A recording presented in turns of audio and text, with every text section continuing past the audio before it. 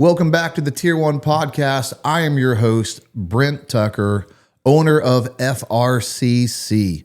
Go to frcc.shop and use promo code Tier1 to get 15% off the world's best coffee, cigars, and bourbon.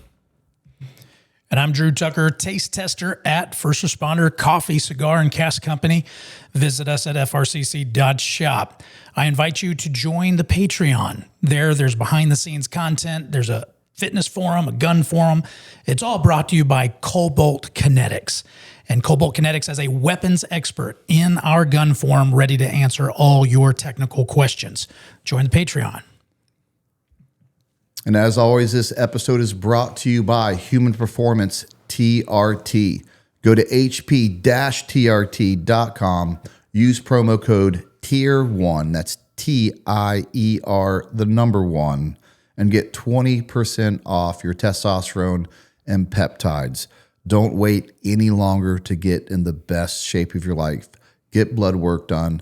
Find out what you need and be the best you can be for yourself, for your wife, for your kids, for your family, for your employment. There's so many health benefits to getting your blood work right. Please stop struggling. Get it done. All right, Drew, let's go.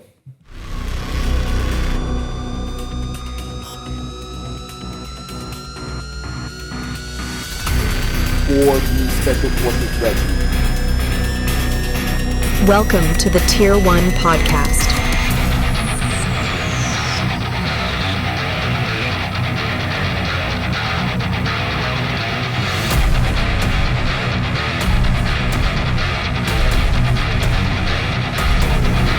This is amazing, dude. Check this out. With us today, we have Justin Klahn, author of The Innovator's Handbook, a field manual. He wrote about his experiences with a few small companies that he's worked for. You may know some of them: Nike, the Delta Force, Under Armour, Lululemon, Harvard, CIA, DARPA, Apple, Kanye West, Gwyneth Paltrow. The list goes on. You're either the luckiest man in the world to work with and around all these people, or you're the most interesting man in the world. Well, I'm definitely a problem solver, like yourself. So I think that's why we're here. A long history of that, both of us. Yeah, I'm glad you said that, and clearly, I'd like to maybe take credit for your problem-solving centric way of thinking with your exposure to the Delta Force. Thank you. But yeah, I've said it before. Just the number one attribute you can have as a person is being a problem solver. If you take Delta Force operator for example, we can teach you how to shoot. We can teach you how to lift heavy weights. We can teach you how to skydive. Being a problem solver is more of a almost on one hand, and I want to get your opinion on this, an innate thing that you're born with to some degree. Some people are just better naturally at problem solving than others. But is it something you're born with? Is it something you develop? Is it C? Is it a little bit of both? What do you? I mean, it's definitely a perishable skill. I mean, we were talking yesterday about you as an instructor in CQB and doing all the force-on-force stuff you do, and coming from the best unit in the world. You know, it's a perishable skill, and I think we agree that the more reps you get in problem solving, the more experiences you get, the more diverse you're able to apply them in different environments. And you touched on that as a cornerstone of a tier 1 operator is ultimate problem solver. And that's what I experienced with your unit as well. Yeah, I think it's something that through your life experience, your education, your life lessons education, which kind of goes back to experience. When we're talking about not on your job at an early age, which allows you to be a problem solver at an early age. Yeah. But you're right. And then you couple that with true experience on the job or different jobs, and that's what really culminates a true problem solver. But we talked about this before the show. It's just not something that gets talked about enough. we talk about people like leadership training. We're so enamored, whether it be the business world or even parts of the military, about leadership training. Mm-hmm. I would scrap all that, because if you've spent this much time and you don't know how to be a leader yet, I've just never seen anyone take a leadership class and go from being a poor leader. He took a leadership course, now he's a great one. It's just not going to happen. They're usually teaching templates and methodology, so to speak. You know, I would teach problem solving, and again, you're not going to take someone that has no ability to problem solve to a magical problem solver. But it is something you can move the needle on, and it's so important in every aspect of business, combat, and life. Yeah. Well, and you have to have an aptitude for it. It has to be something, I think, like you touched on, you grow up in an environment where you either have to be adaptive, you have to be facing things that, are uncomfortable, and you work your way through them, and a lot of times I think the best problem solvers, at least speaking for myself, my dad was a fighter pilot, Air Force fighter pilot. And so high processing, he was also a chemical engineer. He looked at everything as a problem to solve. And so I got exposed a lot to how would you approach that differently, kind of a thing. I'm a little concerned, but I want to be that old guy that says, well, we were great and this is why we're great. The next generation is going to suck. But whenever things change, I am interested to see if it changes either for the better or continues. And I'll tell you what I mean by that. Mm-hmm. We were talking, actually thinking like being problem solvers as a kid. All three of us, same generation. You had to be a problem solver as a kid, because here was the problem: get out of the house. Right. You have no money. Yeah. You have very little resources to make it a good time. Don't come back when the streetlights are on. Good luck. Yeah. You didn't know that was a problem necessarily at the time. Well, you kind of did. You knew it was a problem. Yeah. Let's go figure this out. Right. And that's what we did. Like every day as a kid, you're problem solving. Trying to entertain yourself. Getting with in little trouble, resources getting out of trouble. On a limited time frame. And you made it happen. And the creative kids figured it out. Yeah. This generation doesn't have that. But what they do have is they do have video games. Video games is problem solving. Yeah. So I don't want to just be like, hey, well, we were the last set of problem solvers. I do think it matters that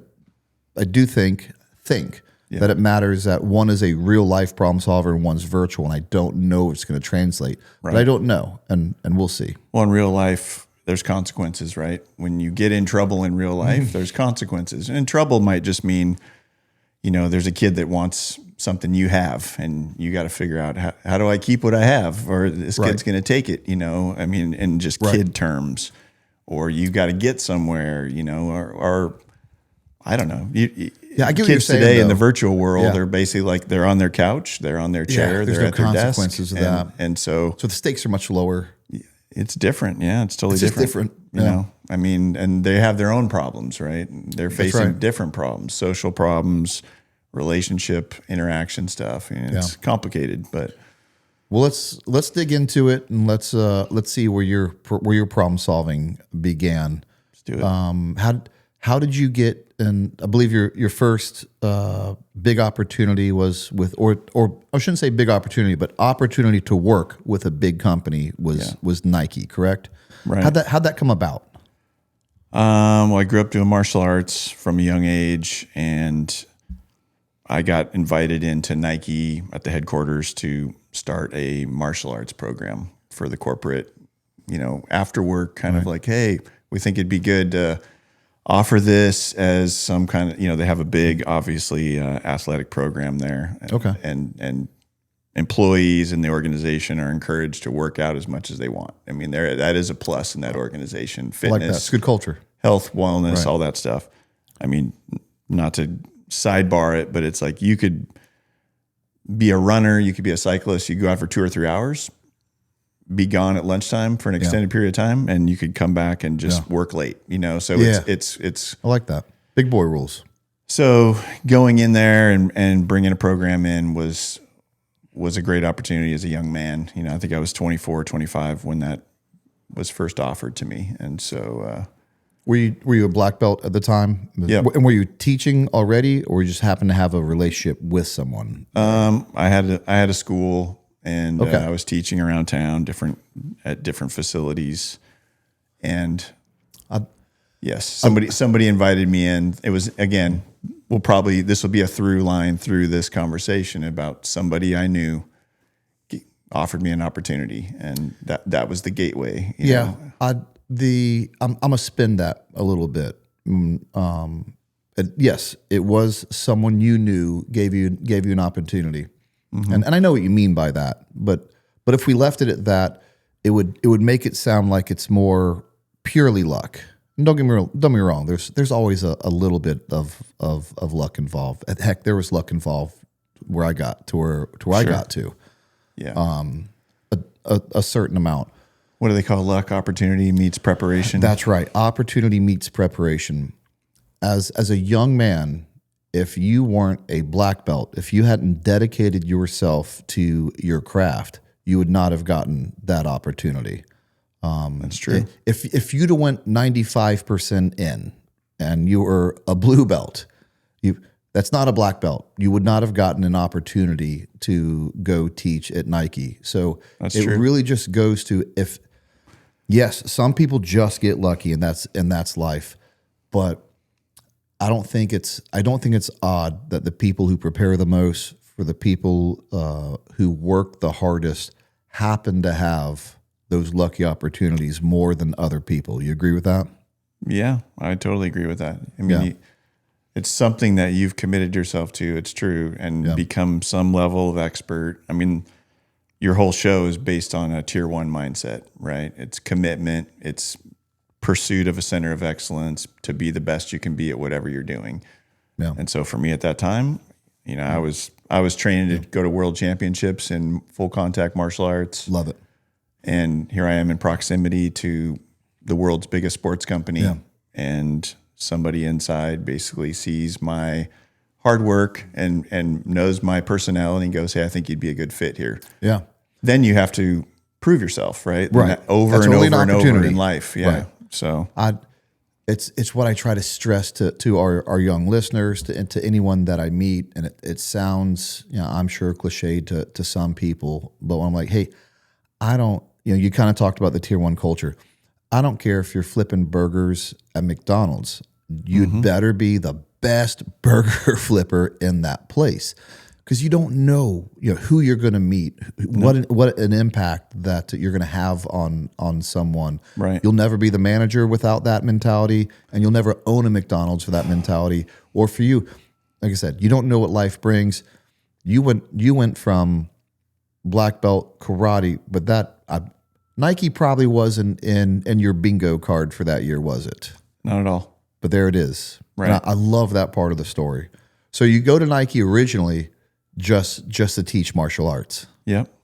And I mean, just talking about a bingo card, I mean, not to jump ahead, but what I learned over my adult life is I had no clue where I would end up in the future. I never imagined ending up at your unit or anywhere else. But when I look back at 3-year increments, what I learned about 10, 12 years in, I have no idea where I'm going to be in 3 years. And when I look back in 3-year increments, it was for whatever reason, it was about 3-year periods. I would have never predicted the list on the cover of that book. Yeah. So I think it's really funny that you just explained it like that, because I've explained it similar in other interviews or conversations, and I used for me I used the 5-year time gap, and almost every 5 years, 5 years later, I'm in a place that I would have never, even though it's in the military, but before 5 years, but before 9/11, we'll call it 2001, earlier 2000. If you just say, what are you going to do in 5 years? I mean, well, I'll still be at a feed store. Well, I was in the military. And if you'd have told me, at that point, And then you're going to be a Green Beret. I'm like, no way. I mean, I'm in the National Guard Air Defense. I'm not going to be a Green Beret. Right. And then from being a Green Beret in the Delta Force, and then even when I was in the Delta Force, he said, hey, you're going to be in Syria. I'm like, we're not. Right. No one's doing anything in Syria. Yeah. And then even at some point, hey, 5 years later, you're going to be out of the military. And I'm like, no, I'm going to be here till 30 years. We're just really, really bad at fortune telling. Very true. I remember that spin up to Syria. But yeah. And I mean, 3 years for me is probably because I'm less patient than most people. I mean, my reputation is a little more like 0 to 100 in 2.5 seconds on most things, because I get called an accelerator a lot of times, because it's like I either want to, let's move fast and let's break it, or let's win, more or less. And if we break it and we want to keep going, we're going to learn from breaking it and how to improve it, refine it, totally change it, whatever the process is. So spontaneity is big for me, which leads into that whole ambiguity and kind of adaptivity, And so, and again, that's another aligning principle for us about problem solving. I mean, it's on the back of the book, right? Because when I came to the unit, they said, be a problem solver, be highly adaptive, be a high-speed learner.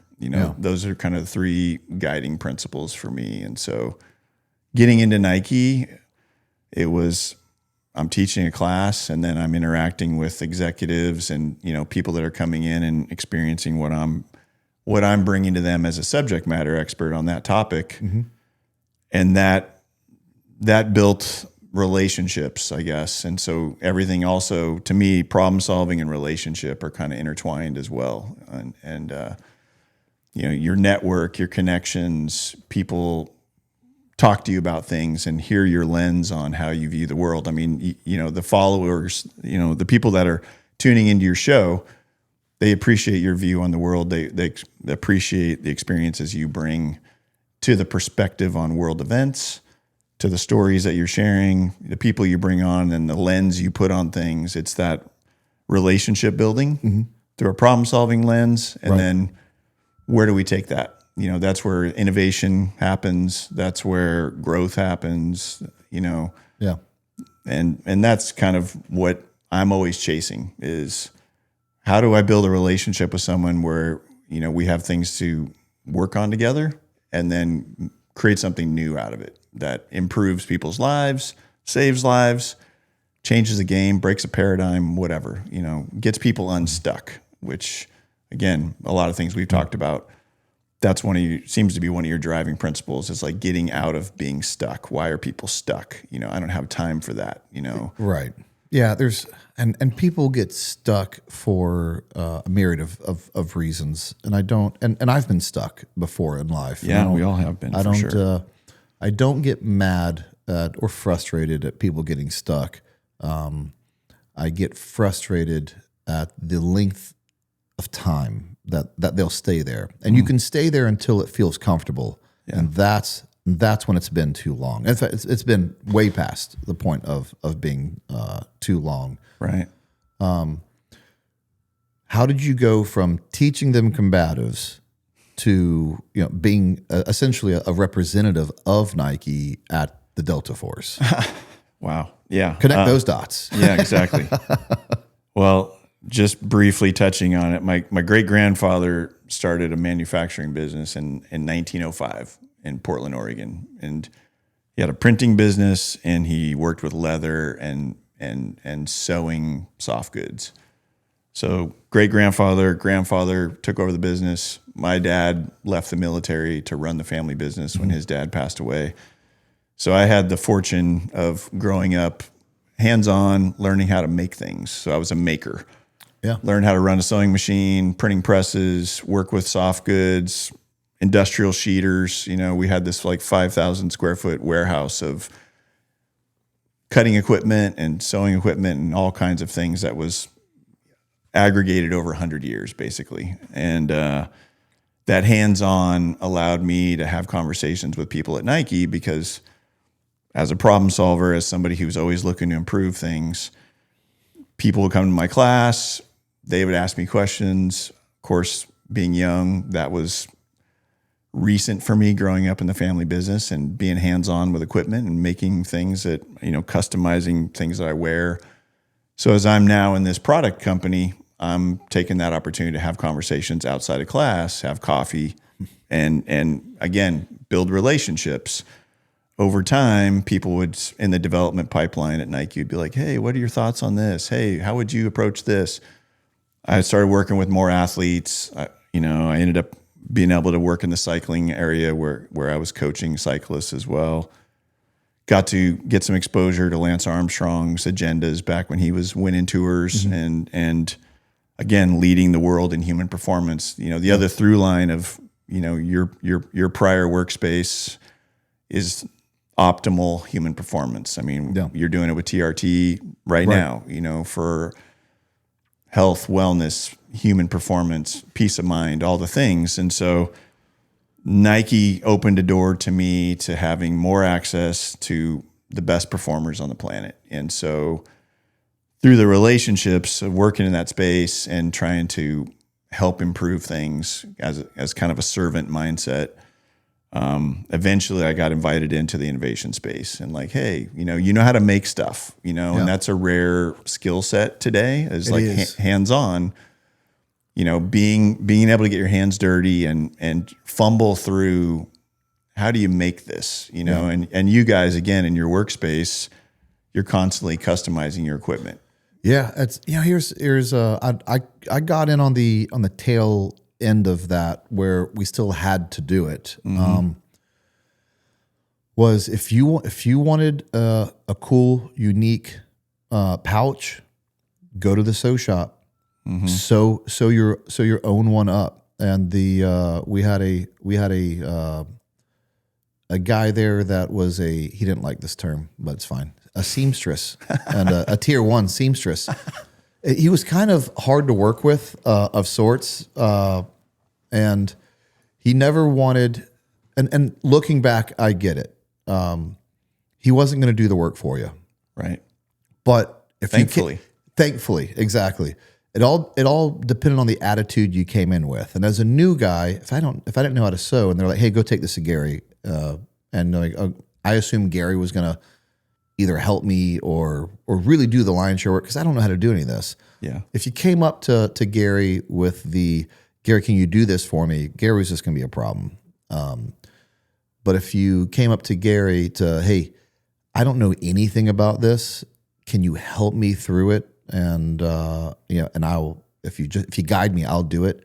Gary'd be the most helpful person in the world, and it's all how you approach Gary. Gary sounds a little bit like a Jedi or something, like Obi-Wan Kenobi. He was teaching without teaching. Yeah, and so my early days there, guys would be up there after work, just re-sewing their kit, sewing up new kit, new pouches no one had ever seen, pouches that no one was ever going to build for us because it was only a problem unique to the equipment we were using. Yeah, and it's something that I've always admired, which is fabrication. I was in cars early on. Yeah, and me too. You had friends that could fabricate certain things for their cars that no one else had. Metalworking, woodworking. The common denominator of sorts is machinery, because machinery, one, will break and you have to fix it, and two, the machinery allows you to create things that no one else can have. Those are all. There's going to be a common theme here of problem solving. And, totally. And we're gonna figure out how you get there, but get hands on things. And as you talk about vehicles, right, modifying vehicles, that all comes back to the human body. Yeah. Human performance. Anyone who's driven on an individual basis to perform their best, you have to be your own chief scientist. You have to be your own chief, right? Like chief instructor. Because the only thing that can get you to maximum performance is your own discipline, your own commitment, your own research and focus. Because everything has to be adapted to you to optimize it. You have general inputs, but I'll give you one more, and we kind of talked about when we were talking about we were kids scenario, problem solving. Unfortunately, especially early on, everything you just said and everything I just said, couple it with a lack of resources. Right. Because, yes, whether it be pushing your own body or fabricating, whether it be wood, metal, cars. I really think about it for cars because when you have a lack of resources, again, you get really creative. Almost as I couldn't pay someone to put my headers on my car for me. Right. So I had to learn how to put headers on me and my friends. Like we can figure this out. I was there too. That's right. Yeah. When you go to the human side of it and you're trying to get better at a lower level, high school, college, whatever it is, and you have a limited resources, and you're essentially testing with your own body and having to figure out, okay, I've been doing it this way. I'm not getting the results I want, or I could get better results. Now I'm going to do it this way. And they will figure it out with a lack of resources until they find what they want. And then when you have this amount of experience behind your belt, I think it's a good thing that you have that problem solving, those experiences under your belt, and then couple some resources now to that guy, and you have something dangerous. Well, in a good way. Exactly. What you're building a model that says you have to put the reps in to earn yourself to the level to where the resources now want to collaborate and work with you because you've proven, hey, just like getting selected, right? Like there's layers through the selection process. If you're not to the standard, you're not going to get to the next layer, and every time you get to that achievement, you're proving to, the cadre or whoever you're being overwatched by, this guy is meeting or exceeding the standard. Right. And the harder you work, the more committed you are, the more unbreakable you are, either mentally, emotionally, or physically, the more those resources go, that's our guy. Yeah. And we want to pour into that guy. We can shape and mold and develop that guy to, a higher level. And you just keep going in every arena, whether it's in the military, whether it's in, civilian world, whatever it is, that is again, a theme of becoming a center of excellence, becoming a best in class, becoming a tier 1 performer, right. So yeah.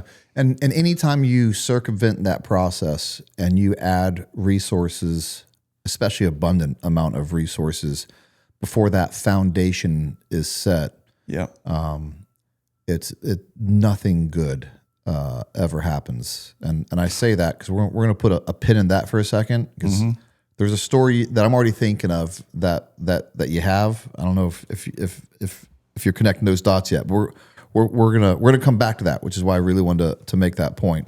Here at the Tier 1 Podcast, we're excited to have Tasty Gains as a sponsor, a company with values that aligns with ours. I take their products every day, 3 times a day. And if it wasn't a product that I didn't take personally and believe in, and a company with integrity, then they wouldn't be sponsors on this show. Creatine helps the body produce more ATP, which is an energy molecule that your entire body runs on. It helps improve your physical and mental performance in all aspects of life. Let's be honest, creatine powder sucks to take every day. With the creatine gummies, you can take them with you anywhere and they taste great. Every batch is third-party tested, so you know you're getting exactly what you pay for. Go to tastygains.com and enter the promo code TIER1, that's TIER, the number 1, and get 20% off your order.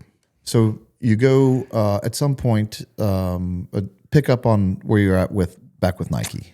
Yeah. So through the relationships, through the hard work, and kind of connecting dots within that community of people seeing the potential, because again, we're talking about potential. I'm young, and I'm getting exposed to either senior leadership or executives who see my potential. They see my work ethic, they see my passion, they see my capability of understanding the culture. I'm a fit, and I have a unique maybe combination of skills or just a mindset. And so finally, at some point, I get invited into the innovation space, and largely, if not only, thanks to Tinker Hatfield, who's I talk a lot about, who's been a longtime mentor and kind of became my boss. Right. He kind of brought me in and gave me the opportunity to prove myself, more or less, because again, I didn't come out of the corporate pipeline. I had been at that organization for 10 years working with athletes and being kind of a outsider of development processes and talking as a bit of a subject matter expert, but I'd never really been in official capacity in the product pipeline. Right. So, and real quick, not to interrupt you, but I don't want to go too far away from the name Tinker Hatfield without letting people know they heard that name and they may not realize how much they know that name. Sure. So, well, Tinker. Who is Tinker Hatfield? Again, everybody knows him. Everyone knows his product. You just may not know his name. Well, a little known basketball player named Michael Jordan. Michael Jordan and Tinker Hatfield. I've heard of him. They kind of became synonymous, in Jordan's first year or two of professional basketball. And so, Tinker designed most of Jordan's shoes that he played in, and that's before that. Tinker was designing things like the Air Max and helping shape the culture and the product design of the company more or less. And so, what year are you there when you're introduced to Tinker? Roughly, what year is this?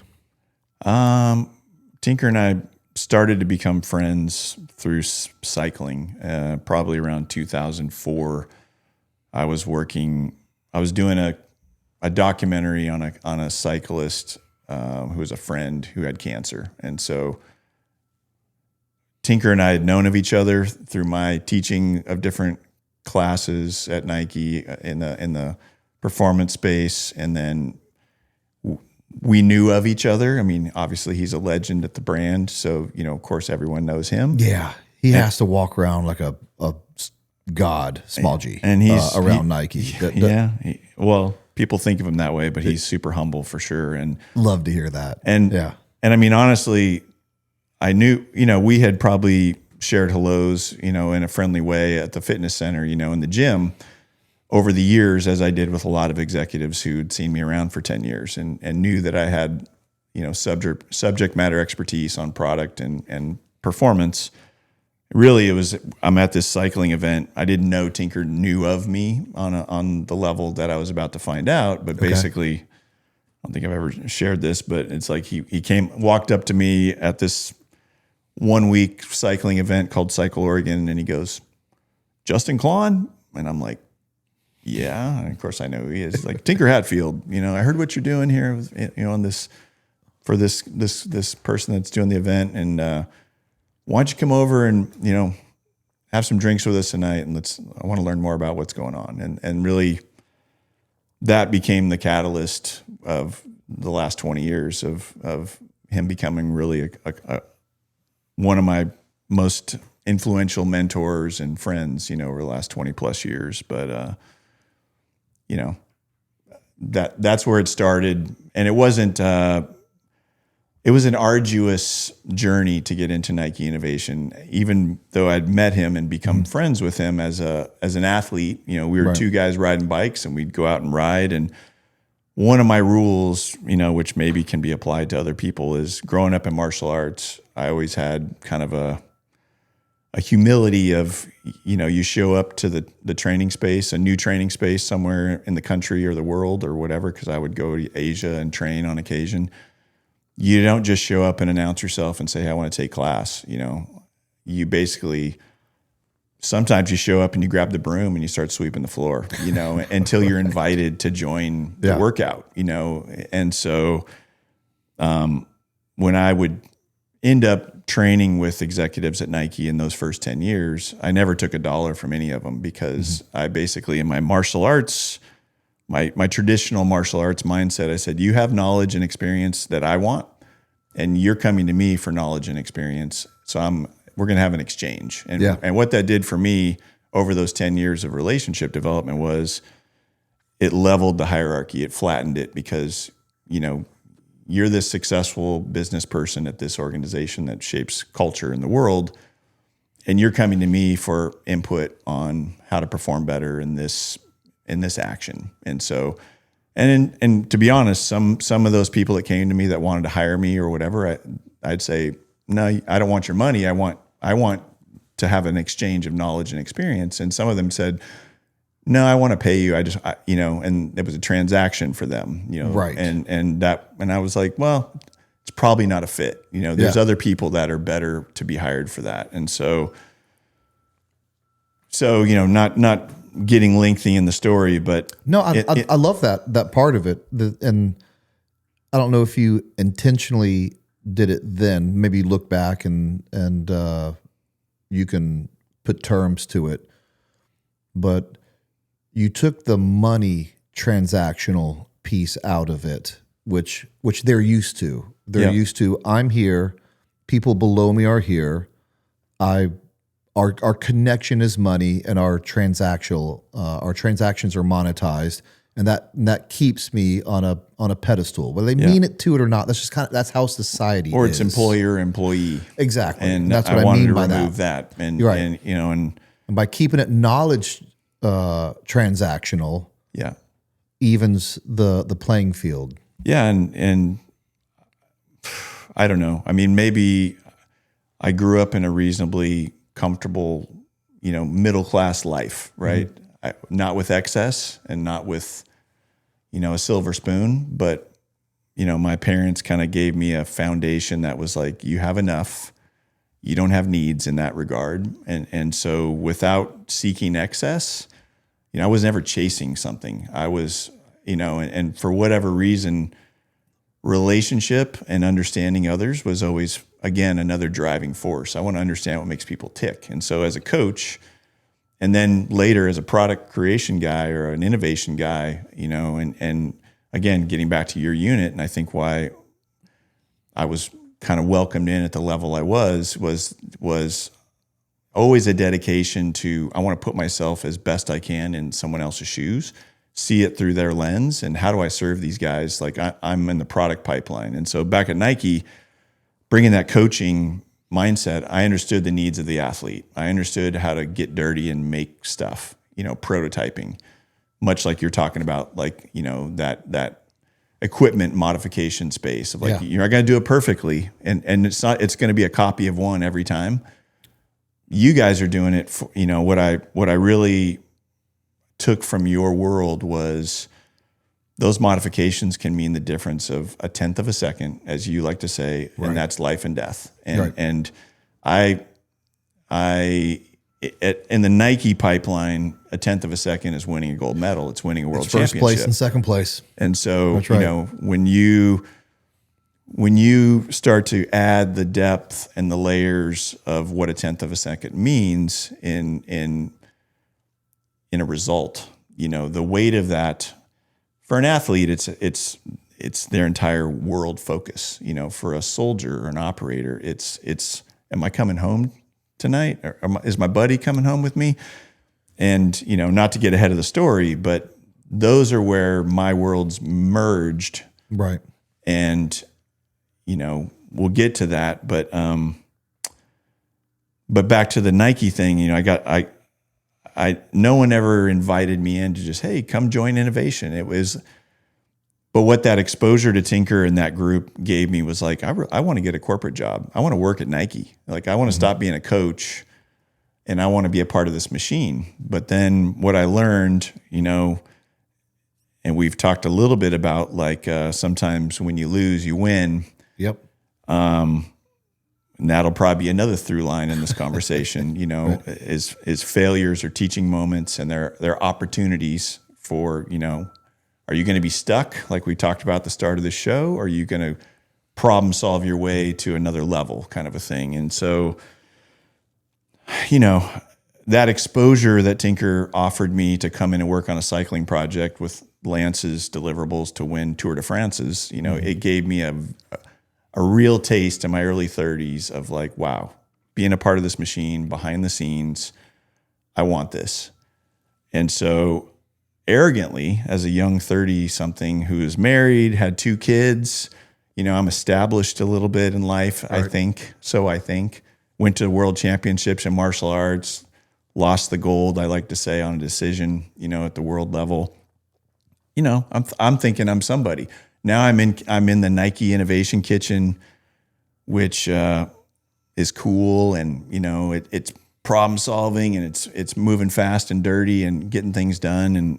And it's like me growing up in my dad's shop, and it was all relatable to me. So at one point I just say, Tinker, I want to come work in your group. And he's like, looks at me as an elder statesman, a village elder, if you will, looks at one from the young in the tribe and goes, right.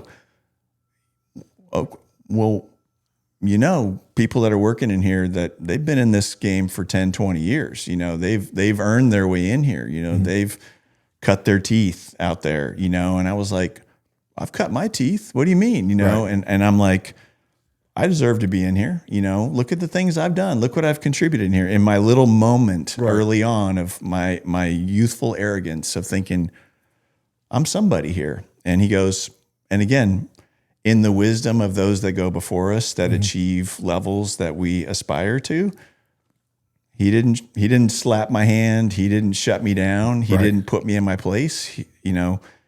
Again, why I respect him so much. He looked at me and goes, okay, tell you what, go home this weekend, because it was a Friday. He goes, write up a job description, come back on Monday. We'll sit down with, Michael Donahue, who runs the innovation group for him at the time, who's still in the organization and, is a legend in his own right. We'll go and talk to him, and we'll discuss you coming in as a role. And I'm thinking, yeah, sounds good. I'm excited, and I go home and, I'd start to do a little more research, because I've been in the organization for a long time. I think I know Nike Innovation because I know all the people in it. At the time, there was only 20, 25 people in this organization. Now there's thousands of people in the innovation machine at Nike. It's like things do. They grow into these uncontrollable objects, so to speak, or hard to control. And so at that time, it was a very small tactics unit, more or less. And so special tactics kind of thing. Fast moving, highly adaptive, kind of clandestine in the way it worked in the organization. And I start researching on the internet, Nike Innovation, and I start reading like from an outsider point of view, which I had not done. Nike Innovation, the soul of Nike, it shapes how sports move in the world. And it just hits me like, whoa, like I didn't even think of it in these terms. And I thought, whoa, like who am I? I mean, it literally just took the wind out of my chest, and it humbled me. Yeah. And I just, get emotional here actually thinking about this. I haven't thought about it in a while, but I literally in that moment was like, I don't deserve that. Like, who am I to think I deserve to go in that space? And I went back on Monday and I said, Tinker, I totally apologize for like asking you for that. And he's like, what? And I was like, nope. Who am I to think I deserve to come in here? And I was like, I'm just going to go through the pipeline. I'm going to go through the organization. And he's like, you sure? Yep, absolutely. The short version of what follows next is about 80 coffee interviews over the next year of just getting, kind of interesting, because in my early 30s, I didn't have a college degree. I didn't have any work experience in the corporate world.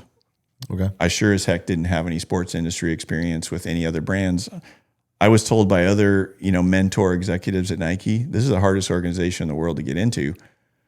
Maybe you should try Adidas or go to any of the other competitors where it's easier to get in. And then because you have all the relationships here, work your way back to Nike through another company that's easier to get into, because then you have the credibility of being in the industry. Not bad advice. Right, yeah.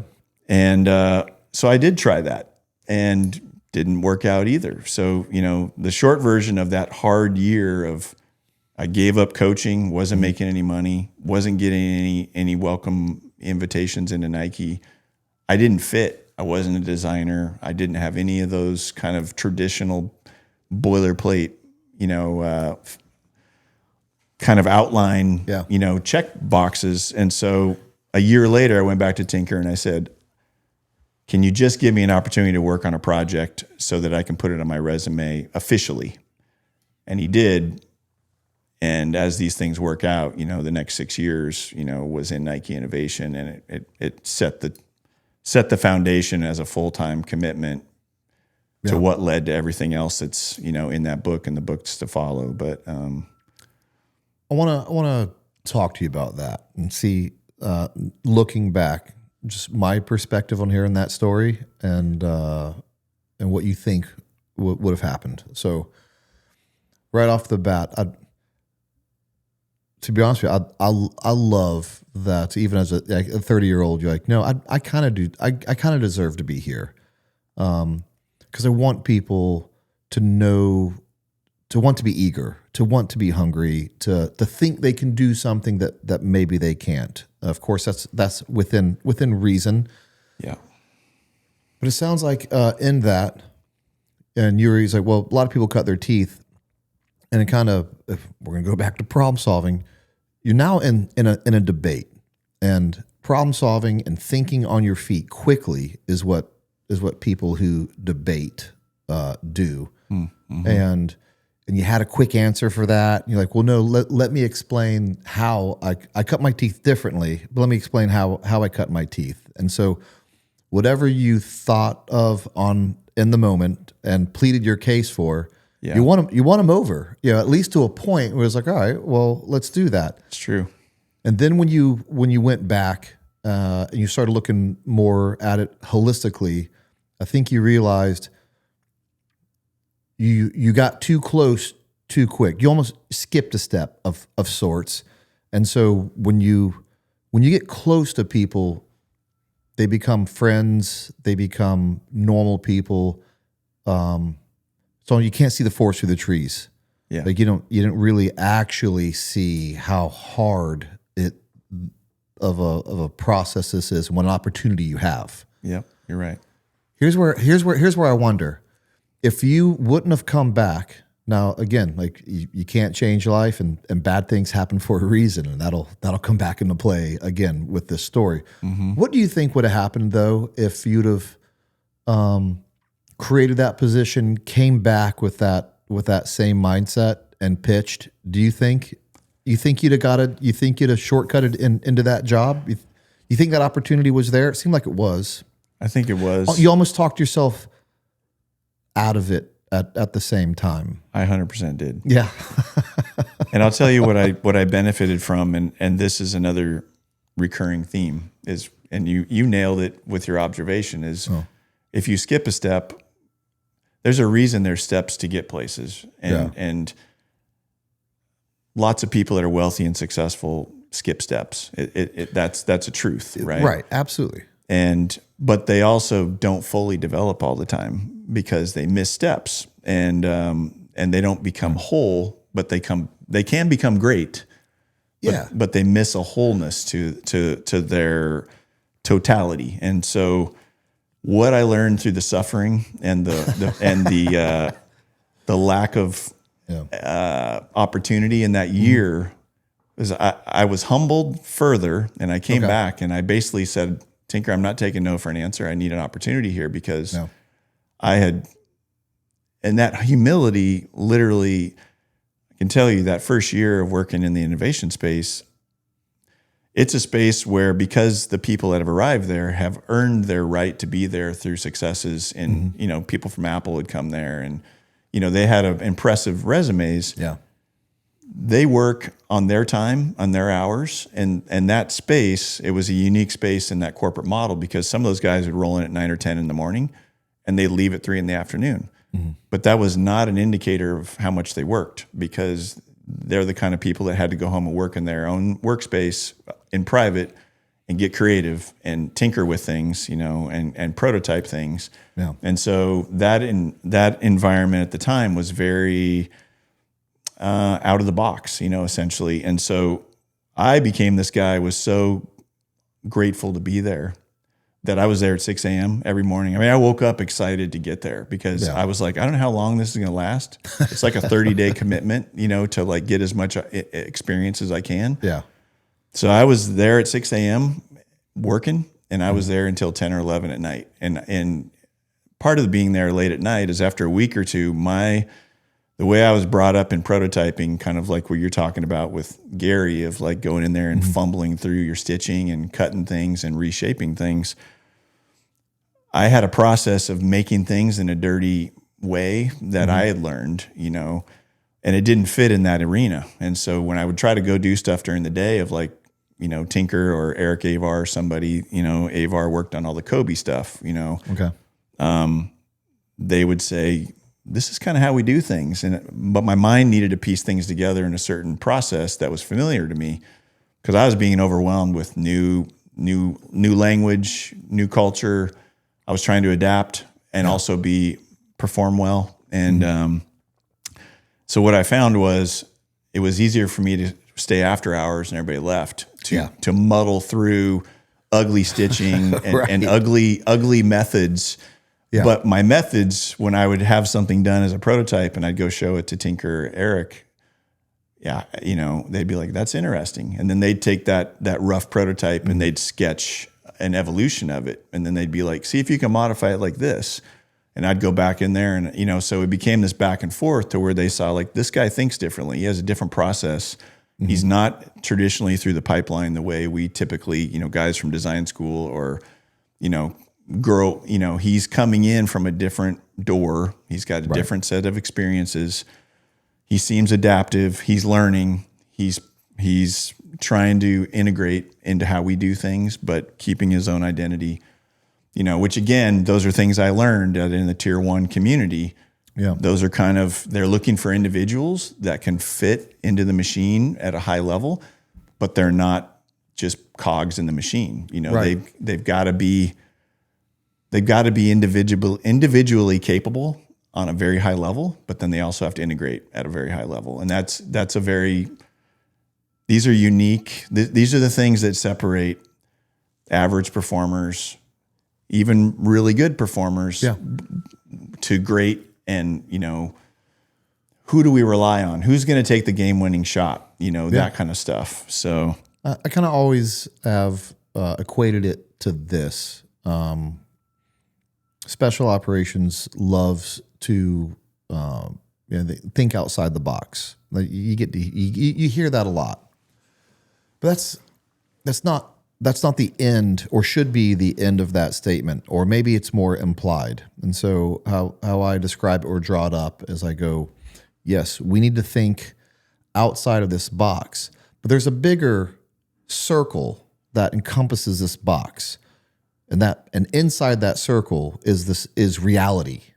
So outside the box is unconventional thinking, but you have to stay in this circle of reality. Right. And you get these really innovative guys, these really creative thinkers that go outside the circle, and they're just dreamers, or they don't their ideas will never come to fruition because they're not grounded in reality. Mm-hmm. And it is a fine line between creativeness, thinking outside the box, but being rooted in reality. And that's where your performers you want to grab, cultivate, and bring underneath your wing. That's a great observation. I mean, you come from the applications group, right? Right.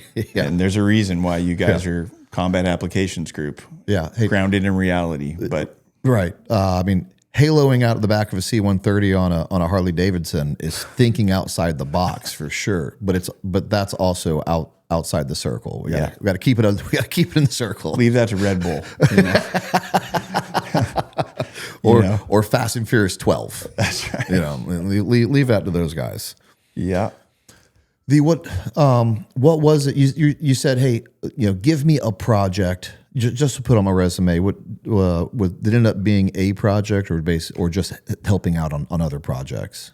I mean, early on it was being a bolt-on, value add, merging kind of my subject matter expert with the different performance backgrounds I had. But, once I'd gotten kind of, okay, this guy's proving to be valuable. Yeah. He works hard.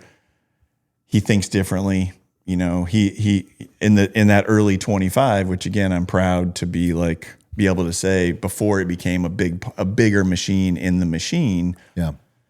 There was the innovation kitchen of 25 people at the time, and then there was Tinker's special projects group. And so, which was 4 or 5 individuals. And so I got to be part of that special projects group. And then I'm reporting to he assigned me to his brother, Toby, who was in the bigger innovation space, and to learn learn the trade, learn the craft that Nike Innovation models. And that's when Toby was working on this early generation kind of military boot iteration. You know, it was based on this Nike Free outsole, articulated bottom, you know, circa 2004, 2005. And, you know, again, everything's relationship. How did Nike start working on that boot? Well, you know, rest in peace, Major Oliver. There was a man, Tony Oliver, who was married to the head of the fitness group. Mm-hmm. That head of the fitness group, Beth Baumgardner at the time, later Beth Oliver, Tony's wife, they were high school sweethearts. Beth was the one that had originally brought me into Nike to teach martial arts. So again, another full circle moment, you know, right. 10 years later. And so Beth's husband, Tony, was at a get together with a bunch of Nike leadership. And here he is, Major Tony Oliver, Ranger. Mm-hmm. He's overseas doing, you know, his operations. And he suggests, hey, you know, our boots suck and they're heavy and they're not comfortable. And, you know, what if you guys took this type of bottom and put it on one of our boots? You know, that would be awesome. I mean, it was literally that idea at a kind of a dinner gathering. And Toby took that idea and he prototyped, literally just potato-headed a Nike Free bottom onto a boot-like upper, more or less. And Tony took it overseas, you know, for like a 6-month rotation kind of a thing, and wore it, gave it back to him. And so Toby had 1 or 2 generations over the first 6 months of kind of exploring this, which is what Nike does. They're constantly, the archives at Nike and innovation is deep. You know, 10% is what comes to the world. 90% sits on shelves. And so this may have been something that they never thought would go to market. And, you know, but Nike wants to explore these things. If they have somebody who has subject matter expertise and they can give good feedback and there's a passion and a commitment, it becomes relational. So Toby was basically like, we don't do anything with military, you know, why don't you take this and see what you can do with it? So literally that was the incubator moment of me getting this early prototype boot, which then evolved into, you know, changing the paradigm in military boots into lightweight, you know, high speed, that's right, runnable boots later. But I even had a pair of Nike combat boots, you know. So it's funny. You're on a podcast years later on a project you work with on a podcast, a guy that had in combat one of your boots. Yeah, of course, as nothing's ever that easy, is it? You would think you have the brand of Nike, which is cool, right? Mm-hmm. I mean, that's everyone wants something cool, has that I want to be a part of that factor. You'd think it would, at this point, it would just sell itself. You just throw a Nike swoosh on a tan boot and just watch the army eat it up. Nothing could be further from the truth, you know, from the truth on that one. Yeah. I mean, maybe one of the most complicated stories in Nike history, to be honest, you know. Really? And I mean, and you mentioned out of the box and you gave a great analogy, and I don't know if it's ironic or coincidence or whatever, but at the time I entered into the Nike innovation space, we literally had shirts called Killed the Box. And so that was one of the whole, that was like a mindset that small group had of recognizing there's a box. And of course, you know, the comedy internally was like shoe box and all that stuff, but it's out of the box thinking. Yeah. But love it. If you've ever been to any of my tactical training classes, then you know how adamant I am about the use of white light and the importance of a quality, high-powered tactical light. That's why I use cloud defensive tack lights. You can't hit what you can't see, and neither can the bad guys. Clearly identify your target and simultaneously overwhelm his vision with hundreds and even thousands of lumens. Get serious about defending yourself and your family. Go to clouddefensive.com and use promo code TIER1 to get 30% off your order. That's right, 30%. You won't find a better light than this, and you won't find a better deal than this.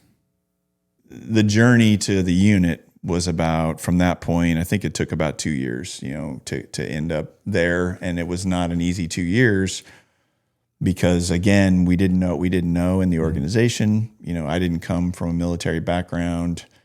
Obviously, it's a clandestine unit that no one knows how to get to or anything of that nature. And again, God's always got a plan, and fortune favors the brave and all of these statements. And so we took the natural steps. We were constantly iterating, so basically that became my responsibility, that project. Here I was not a senior member of that organization. I'm an emissary of Tinker and Toby, essentially, so I have incredibly protective overwatch, and so, yeah. Originally, Army units turned it down because they didn't believe in the durability of the boot. Correct? Like the 82nd wasn't interested in it. Yeah, we built some early round samples that we felt good about, and because we're Nike, as you say, we found our way to Dallas SWAT, which had a TV show at the time. We found our way to LA SWAT, which does tons of missions in that space. For sure, high risk stuff. And the feedback through those units, and we worked with the local SWAT teams as well, because it was like, hey, the more feedback and the more interaction we get, the better we can make this product. It was like we didn't turn anyone away ever. It was like every piece of information had to be cataloged, essentially, because everybody's opinion matters. You're still going to aggregate the larger percentage of outputs, and you're going to have to run it through science and rationale, But yeah, those early SWAT units were like, nah, this is too lightweight, too flexible, too soft, too not durable enough, not protective enough. Maybe it's good for a driving shoe or something like that, Yeah, you were a little bit you're ahead of your time, really, because what you end up finding out, obviously later, I was issued those boots. I love those boots. Lightweight boots became the norm. Yep. But you guys were a little bit punished for your innovation, being ahead of your time, because they hadn't accepted it yet. Oh man, I mean, I probably need to write a book on the whole story. I mean, I haven't accessed these mental files a lot in a long time. So just talking through this, it's like so much detail is flooding back because I know that you understand so much of the familiarity. But when those SWAT units turned us down, then somebody gave us access to the 82nd, and we were literally talking to the command at the 82nd, and they're reviewing the boots, which, is always a multi-month process. It's not overnight. Yeah. And then they call us back and they're basically like, these are too flexible, too not protective enough, not durable enough. These aren't going to last an 18-month rotation, which is what more of the big Army needed, more or less. They needed that reliability on a product. And so, and I agree with that. Yeah, that I agree with. Yeah, but within special operations and SWAT teams, especially SWAT teams, you're going from your Bearcat into a house and back. What you need is lightweight, speed, grip. You need a sprint spike, basically. Yeah, and and that was everything it was. That's what it evolved into. It was a paradigm shift. It was a mindset shift because no one was using those tools at the time, as obvious as it is now. I mean, we literally found ourselves. Natick was tons of resistance. It didn't meet AR 670-1. It didn't meet regulation. It's not polishable. Well, now it's a suede boot, it's a desert boot, blah, blah, blah. Can you blouse them? How, this and that. Right. It's not a rubber outsole. It's like a foam, all these critical kind of assessments. We ended up ourselves at NTC, out there in Nevada, Yeah. We got an invite down there because that's where a lot of people were doing their train ups to go to the desert, more or less. It's an intense environment. And this sergeant major there of just a standard unit, basically, again, these were the milestone memory makers that we took back to Nike of we're on to something, keep going. This sergeant major, first he goes, this thing's too flexible, it's not protective enough, it's not going to hold up. And I said, sir, will you just, please test it and validate what you think? Right. And he did, and he wore them for a week, and he gave us the first really critical benefit. And he said, you know what? This bottom's way too flexible, But what I learned is when I'm walking over rocks and loose terrain, it's a sensory shoe. I can feel the ground. So when I'm about to like twist my ankle, I feel that I'm on this unstable surface and I change my footing. Right. And that was huge. And that piece of input helped us shape adoption and, going forward, because we started reframing what this tool is. And so, eventually, one of the guys that we found inside Nike as a developer came from 19th Group, the reserve soft unit. And so he opened the door for us to take a first round of boots to a soft unit up in Berkeley, Washington. I think they were stationed at the time. And that was that was the next breakthrough moment of like, we basically showed up with boxes of Nike's got military boots for us, and everybody's excited. Like, we're going to have the Michael Jordans of the military. This is going to be great. Right. And this is another routine thing that we'd experience. They'd open the box and they'd be totally disappointed because it just looked like their grandfather's, jungle boot, and then and I'd say, well, pick it up. And then they'd pick up the boot and it's super light. And they'd be like, wow, this thing's so light. Then they start flexing it and bending the top, and there's not a whole lot of support and rigidity to it. And then they're disappointed again. And then I'd say, well, put it on. They put it on, they light up again. And every one of them would just start sprinting, right? And they, man, I could run a marathon in this thing. And so it just changed the mindset to what it could do, how it could benefit, the user more or less. And so I love that story. What is every kid from when I was a kid to when heck, probably to my kid now, what do they do when they put on new shoes? They run in them. You're right. And they stop real quick, see how fast they could stop. Yep. We got Green Berets give a new Nike boots, and whether they revert back to being exactly kids. The image. That's right. You still do the same thing. I mean, we recorded guys because it became like we had to capture this enthusiasm as well, take it back to Nike. Because again, we're getting pushback from the military of like, we don't want this thing because it doesn't meet our standards. And Nike's going, what are we doing here? Are they even asking for it? And so again, this is an example of the innovation team trying to problem solve and be like, we know there's a thing here. And, we had guys like yourself that were high speed mindset. We hadn't got to your unit yet, but they're like, keep going, encouraging us. Because, at 19th Group at the time, there was guys going to unit selection and they were walking a ton. And so, they're like, dude, I'm walking 8 hours a day sometimes, getting ready for this. And these boots changed my life, kind of a thing. And so every time, anyway, what the stepping stone to the unit was, just to move forward a bit, was, again, credit to Bert Jess, shout out there. I haven't talked to Bert in a long time, but hopefully he'll see this and reach out. But he was a chief of staff for a general at the Pentagon, and we joked that he had been at what we call a richest man in the world conference somewhere in Colorado or something, representing the military with captains of industry. And Phil Knight, Nike founder, had met him and invited him to come speak at Nike. So he came and spoke kind of an all hands meeting at Nike. And I listened to him and I'm like, I got to talk to that guy. And so fortune favors the brave.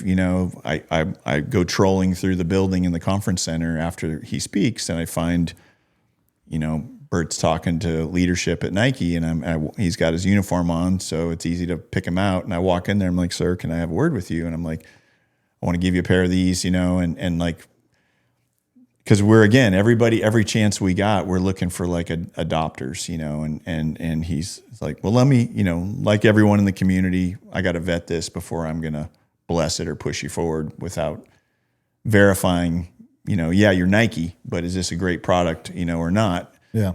6 months later, he's like, these things are great. How do we get these for everybody? And I was like, well, we're not getting the uptake we need. We need to get to the Michael Jordans of the military. That's what we do here at Nike. We work with the Federers, the Jordans, the Kobes, and that's how we introduce breakthrough products to the world. And Bert said, you got it. Give me 24 hours. And 24 hours later, I had an email in my inbox from somebody from the unit who was running, CDD at the time. And I I never thought of it that way. And ironically, you guys used what the recipe of success from Nike, which is go to the top and people will want what they have. Yep. And it's so true. You didn't stick with your tried and true methods, which is, it's going to sound bad. I don't mean to call them the bottom, but you know, it's a pyramid. It's a pyramid. Yep. And you started at the bottom and we're getting pushed back. The pyramid's the biggest at the base, so that's the most users. Right. That's what I mean by that. Yep. Thank you for clarifying that. Sure thing. Respect. But you're absolutely right. Anything the Delta Force uses, just because we use it, now Special Forces groups and Rangers are going to want to use it. And then when Special Forces and Ranger groups use it, then the rest of the military is going to want to use it. Just looking over your shoulder at the pyramid. Yeah. On that. It's a pyramid, right? There's still a triangle there. And I just want to correct the record for one thing you said. You said, he referred to that as like the richest men in the world conference. Yeah. I believe that's held at Bohemian Grove.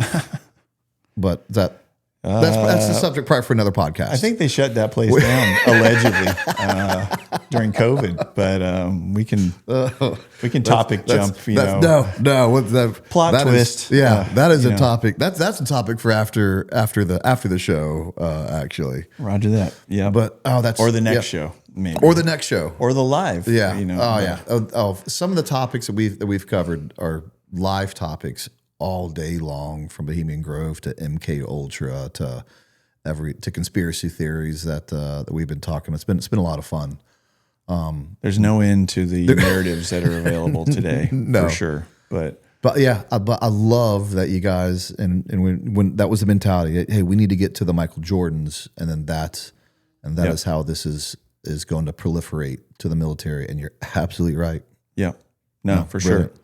Well, and I mean, I'm the fact that we got connected and that, this is the first place I'm talking about anything from the book. And, for me, my loyalty and my kind of service and, the honor that I had of just, it sounds like I'm blowing sunshine, but it's really foundational for me is like, I credit most of my innovation problem solving to Nike's methods and means and being mentored by, those who came before me at that organization and that I still have a relationship with.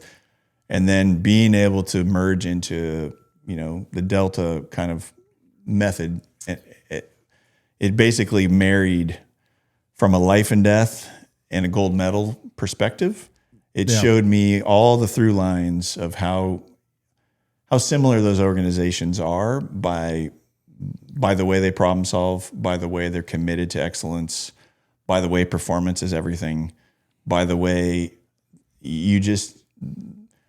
the appetite or the acceptance of mediocre. It's just that it doesn't exist in those. It doesn't. They're such an anomaly because I rail against the government for its inefficiency.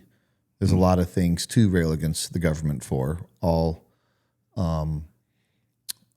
good reasons that they do to themselves. But the Delta Force is a government entity, yet they are an anomaly. Their culture is unlike anything in the government, and I credit them for changing the trajectory of my life with the way I think and what's acceptable to me. And again, it's a weird way to talk. It's something magical, and it's really hard to explain it unless you've lived it. Yeah. And knowing that we have that shared experience is one reason why I knew I could play on your emotions when I heard that you were possibly going to go to Andy Stump's podcast before mine. I said, no, you don't. Don't you remember your time at the unit? Sorry, Andy. Don't rescind my invitation next week to your show, please. Luckily, I'm gonna get there before this airs. I think so. He won't know until it'll be too late I break it to him in person. But Well, and in fact, Nothing but respect for Andy, of course. Yeah. You know, In fact, it's actually probably best you do it this way. You'll start up warming up with mine. You're breaking me and then Andy will do a much better job. I have nothing but respect for that guy. He's one of my favorite guys in the space.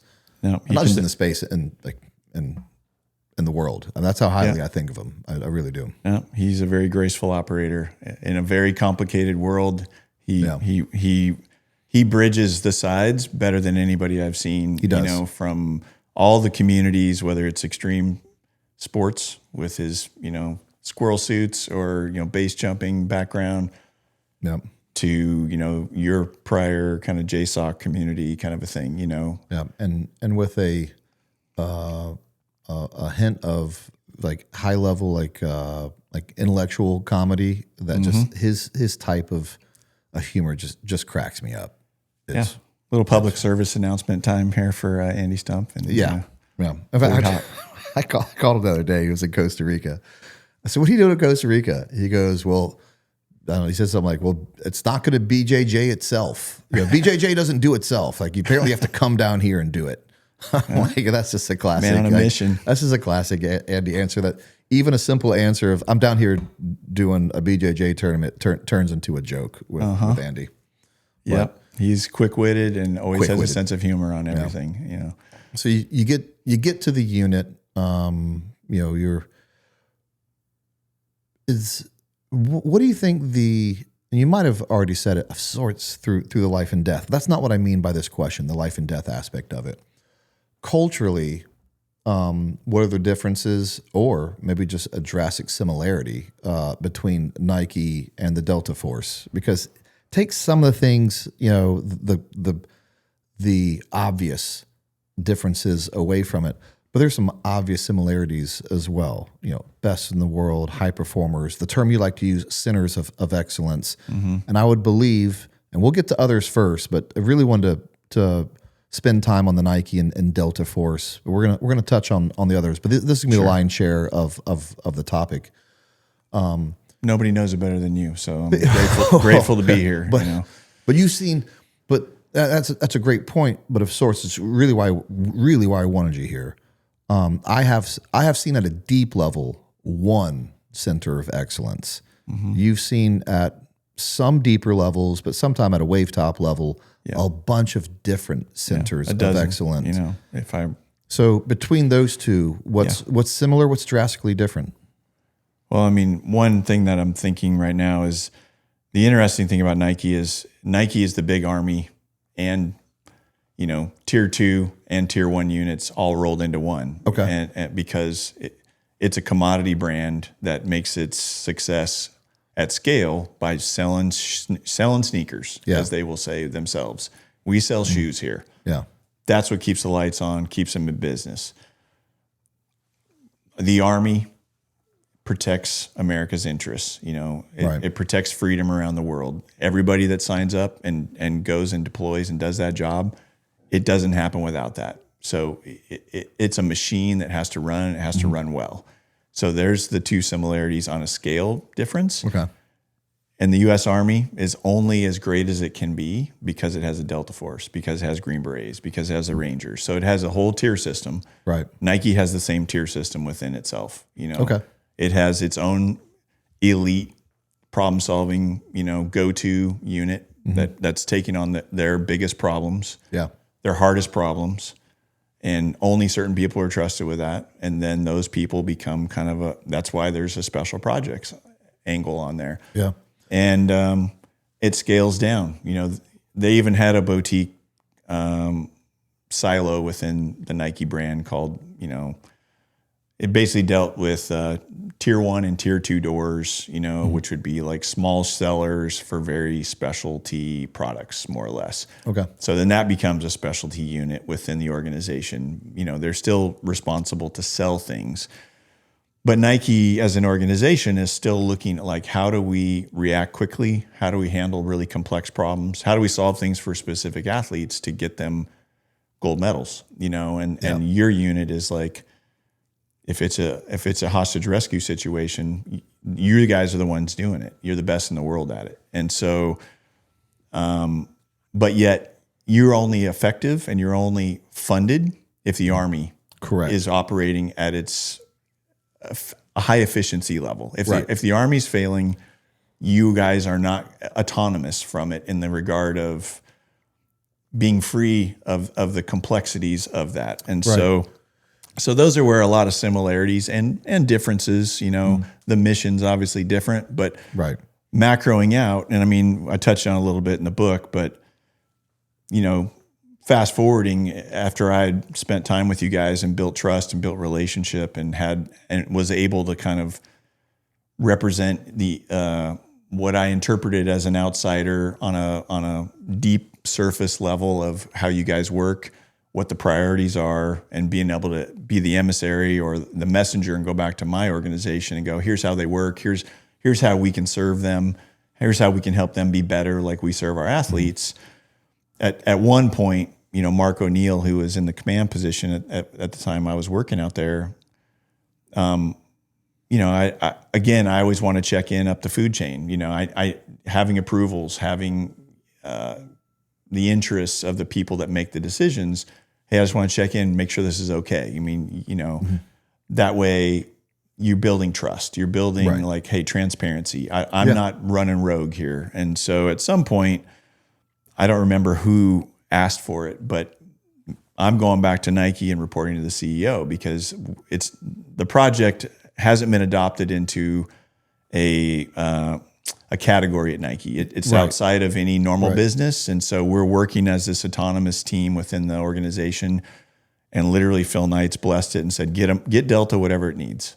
So we had carte blanche of all resources at Nike to build anything, no limitations, just get them what they need and we'll figure out how to translate it, which was, I love that. That was one of the coolest things I think that of my whole career, of having the full support of an organization behind me. And it's a huge responsibility. It's like, don't F this up. Like, don't make promises you can't keep, so I was very judicial about making sure that I checked in a lot. And so in those check-ins, at some point, Mark Parker, CEO of Nike, Mark O'Neill, CEO of the unit, essentially, they both said, hey, one of them said, can I talk to your leadership? Because I think it was Nike actually that basically asked, can we come in and talk to you guys about how you stay out of reach of the bureaucracy of the greater organization that you're a part of? And it might have been Tinker that incubated this idea because he's in charge of innovation, like Mark O'Neill would be in charge of making sure that, you serve the big army, but you're not captured by the big army. You're not controlled by the big army. And so here I am in the middle and basically like asking both sides, hey, can we broker this conversation? Yeah. And it led to, Nike's jet flying into Southern Pines and, posting up for a couple days and, getting kind of bringing in leadership from Nike and getting a real like look behind the curtain at the unit, which very reserved for very exclusive access, and it was because at the time, the two organizations saw the value in like, hey, we're two best in class organizations in the world. What could we really do together if we put our heads together? And so the conversation and the other congruency was, each organization was about 25 years old at the time. It was around 2005, 6. Okay. The unit had been around about that time. Since 77. The innovations team had been about that at Nike, and Nike's innovation group had always, we called it at Nike, falling out of orbit, or the gravitational pull of the Earth pulls that orbiting satellite back into, the planet, and it has to be relaunched. Yeah. Is the way, kind of the model we were talking at the time. So how do we stay in orbit? How do we stay out of reach? How do we stay relevant, to our deliverables essentially? And so I think a lot of it was obviously things that didn't align. And when you talked about, we just slap a swoosh on it, these things will sell like hotcakes. Right. I don't think this is crossing a line, but Nike's responsibility as a public shareholder brand was they had a rule of not getting into blood sport. It kept them out of mixed martial arts for a long time. UFC had come. Okay. And so, part of the decision of not having a swoosh on the bottom of the shoe was somebody had painted a picture of an operator walking into blood and then stepping on a tile floor, and all of a sudden now there's a blood swoosh on the ground. Yeah. And it's like, we can never let that happen, kind of a thing. And so those were very stark differences in the mission and the I guess responsibilities, if you will, is that I don't think they're diametrically opposed, because we were looking for ways that we could serve each other to the highest levels, but we were also respecting each other's responsibilities to the arenas, to what makes them successful. And I think that ability to acknowledge, hey, you guys do what you're best at, and we'll protect that and respect that, and we can support each other in those lanes, and that's an interesting responsibility and agreement, It is, but that's where they missed the mark in marketing. Because had they put that poster up at the PX of a Nike boot, right. with a blood imprint on tile with the swoosh being the leftover, you couldn't have stopped guys from buying it. They could have been billions bigger a lot faster. You're right. You never know. What could have been, right? What could have been. I'm normally quick to bash that sort of corporate thinking of wanting to stay away from that, because my initial thing is, well, how dare you shy away from what it takes to protect this country? Yeah, amen. But I get it. At the same time, I don't agree with it, but but I get it. So I'm not gonna. I guess this is I'm not going to be overly critical. This is an example where truths can be complicated, even though I think we agree that most truths are not complicated. Right. Because you're really you're trying to be a family brand, a brand for everyone. That one can be a little complicated, but it also goes to this, and we talked about this. It can be, if you want to make it complicated, it can be complicated, but it doesn't have to be. It's true. It opens the door for other brands to be bold and to own that space, which again leaves room to expand the marketplace, right? Because then a brand that wants to be confident and stand for that, can differentiate themselves, and it allows people to align with it. My argument would be, it's easily defendable.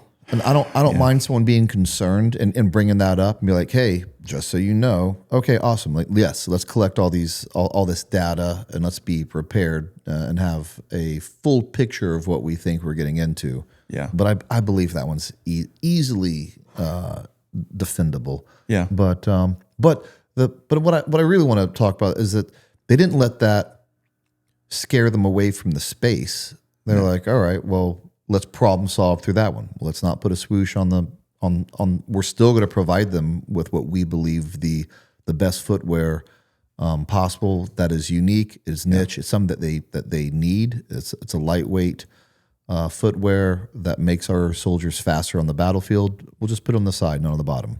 You're right. I mean, and they stayed in the space. And I want to end on or not end, but finish on that note, that it didn't scare them away. Yeah. They just problem solved through it. And again, that's a great acknowledgement, because again, it would be embarrassing to say that they walked away because it was a difference of beliefs. Right. And that's what we live in today, right? Yeah. Like, beliefs are so polarizing and divisive, whereas Nike's willingness, and again, credit to the unit, them welcoming Nike's leadership in, them taking a risk on a brand like Nike, who maybe doesn't stand for the same things publicly that they do, right? Saying, we see value in this. We're going to test the water.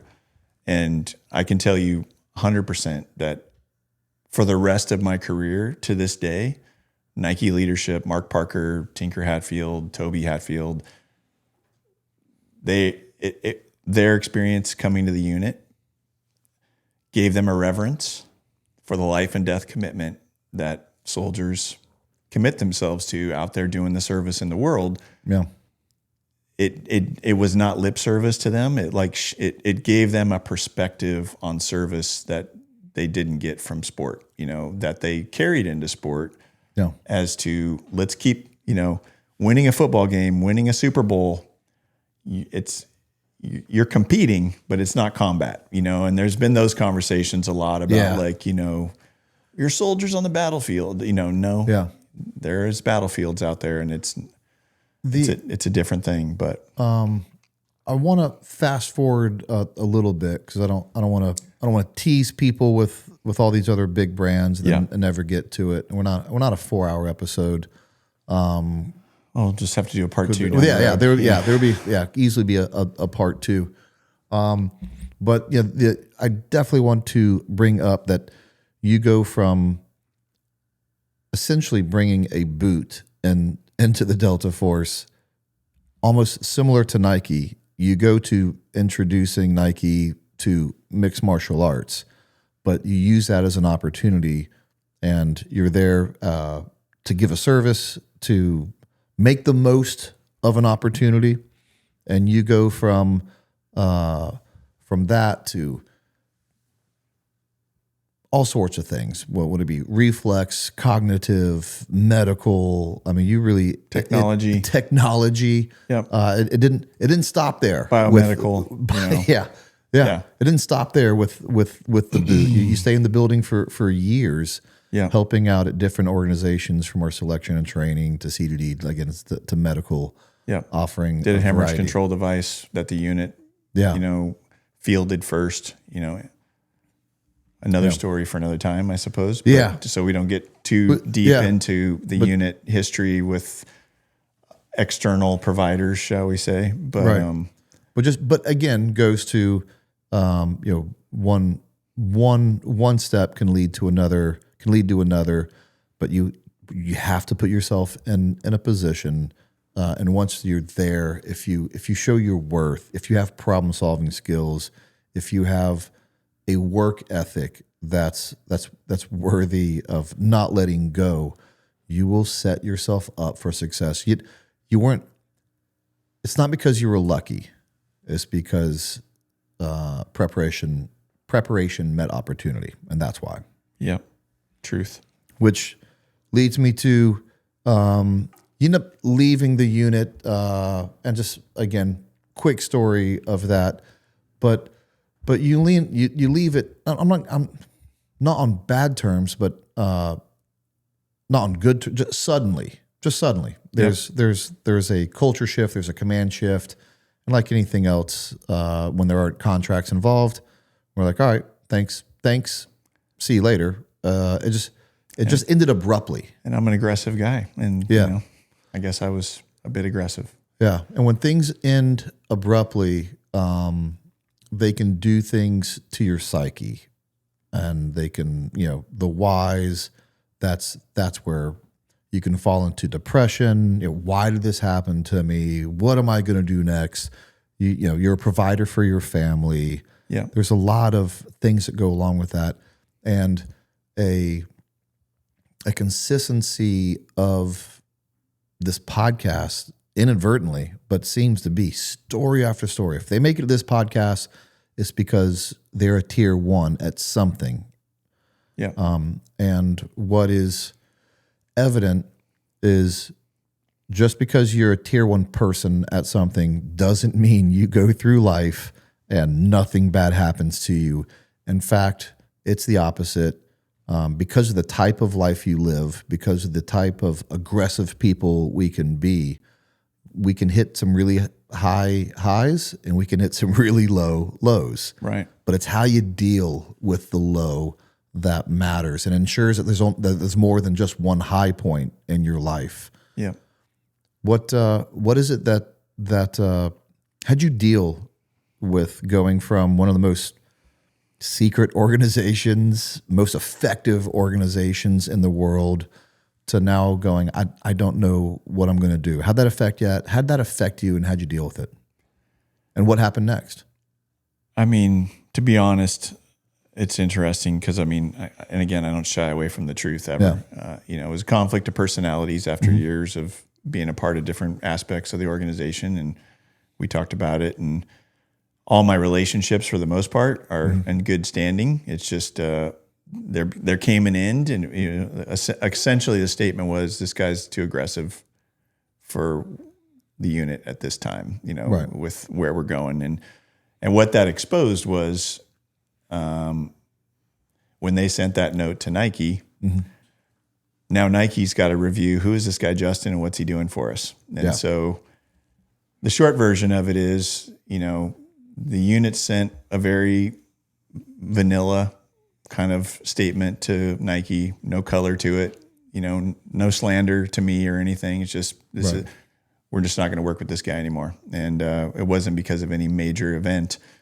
But when Nike had to review kind of, so what's your role in innovation? And let's just say that Tinker, who works outside the box, and that's what's made him the legend that he is, he doesn't get hung up on restrictions and threads, and it has to go through these means. So the assessment was, this guy Justin's working a little out of the bounds, and we don't have an NDA with this guy. We don't even have a non-compete with this guy, and he's got access, and he's been representing us at the highest level with the highest level government organization. And Tinker just said, we're going to have to not, we've got to clean house right now and clean this up. And because of my relationship and my gratitude for everything that he poured into me, I just took it as like, I'm not an enemy of the organization. I don't feel wronged. Right. It's again, some things that we didn't lock down that no one really thought was a priority. Right. Revealed themselves, and it became a boilerplate issue, probably on both organizations. And for somebody that's an outlier that does things unconventionally with the best interests in mind of all the players, I wasn't a fit anymore. And it didn't blacklist me from the industry, but I had to walk away like, here I am, part of this very elite in both organizations, and it definitely, like, I went home and sat and just looked at the sky for a while. Like, how am I, I've been doing this for some years now, and how do I redefine myself? What am I going to do next? I kind of got blindsided. My wife at the time she went through the 7 phases of grief. She got blindsided by this. Now our income's taken away, employment's taken away, healthcare's taken away, all these things. And it's like, wow, okay. And in some ways I felt relief because I was dealing in a very ambiguous space. The business unit at Nike had not been solidified for this deliverable. So I was constantly winging it for the organization.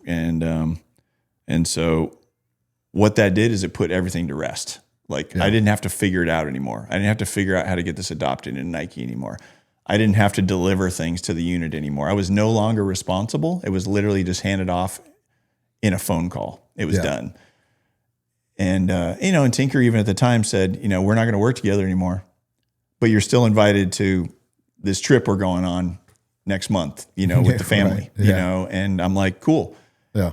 And credit to me, I just didn't skip a beat and didn't take it personal. I just said I'm going to change gears, and I'm going to reframe this whole thing. And we never had a lapse in friendship with any of the people I mentioned, Avar, Toby, anybody, they're still close friends to this day, and we're continuously. And they, and so when Under Armour reached out to me that same year and said, you want to come do special projects for us? And I literally called Tinker and I said, are you okay if I take this job? Mm-hmm. And he said, absolutely, because competition makes us all better. So go help them be everything they can be, because then it helps us be better, you know? And so that was kind of a blessing, which led to the next 4 or 5 years, and then that took me to the East Coast and put me in closer proximity to DARPA and the agency. And, I ended up at Harvard, doing innovation with them. I love how you handled it,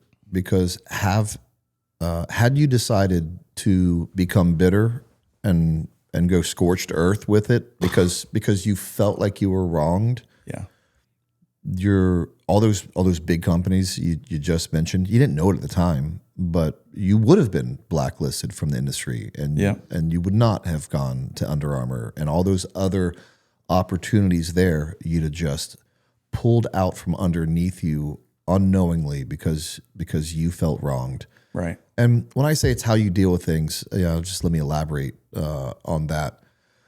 I don't expect someone to get their dreams taken from them and then just be like, I'll be okay because Brent told me I'd be okay, and I have to put on this smile. No, you're going to stare at the sky for a little bit. Yeah. Take a few days. take a week. This is gonna. I don't really mean it like this. I don't want you to, but I get it. Yeah, you want to go to a bar, have a few drinks, clear your head. Yeah, sure, do it. Don't go finding bottoms of the bottle after bottoms of the bottle. That's not going to do it. I don't mind a temporary woe is me. Temporary insanity. Yeah, I don't mind a temporary woe is me. Yeah. That's human. Yeah. But what I really want to warn people against is go do that. That's almost therapeutic to some degree. But man, just know the longer you stay in that, the harder it will be to get out. Don't get stuck. Don't get stuck. Don't get stuck. That has to be a temporary place, and you have to know that going in, or your wife has to recognize that. Okay, you've been stuck too long. Let's go. Yep. So and I don't expect people to be robots. Credit to the guys in your community. You know, like that unit, your unit. Even when I got relieved of my responsibilities, and part of it was for 4+ years. I'm carrying the highest standards of both organizations in unknown, ambiguous, innovative deliverables where there's no roadmap, and I'm the sharp point for both organizations in that space. So I felt a huge relief of like, I had to let go of it. Like, I'm not carrying this anymore. But, one of your team medics, from that I'd spent a lot of time with, on his time off, he flew out within a month to check on me and be like, spent a week at my house and was like, I just want to make sure you're okay. Yeah. And that to me, again, showed the depth of character for the guys, and again, everybody that I worked with closely, except for one person, I stayed close friends with, or at least in relationship with, that it wasn't a mark on my history with your unit, and so, and again, other organizations, it's rare for someone to come out and be concerned with someone else's well-being, and the fact that just to show that part of what's ingrained in the culture of your world of like guys looking out for each other, and that showed me, hey, it shows two things: the type of culture the unit has, but also you have to be a person worth checking on, worth investing there, and you did that, as well. So it's a two-sided coin, for sure. So you get a little credit for that as well, for how you carried yourself. Thank you. How you represented yourself.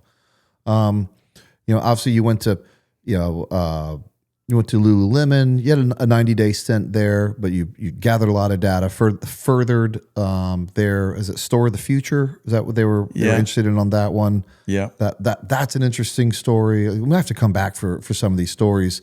Talk non-Nike, non-Delta next next there's round. A few stories I want to hit just because they're interesting. You ended up spending some time with DARPA, and we'll just hit this fairly quick, but because it was interesting.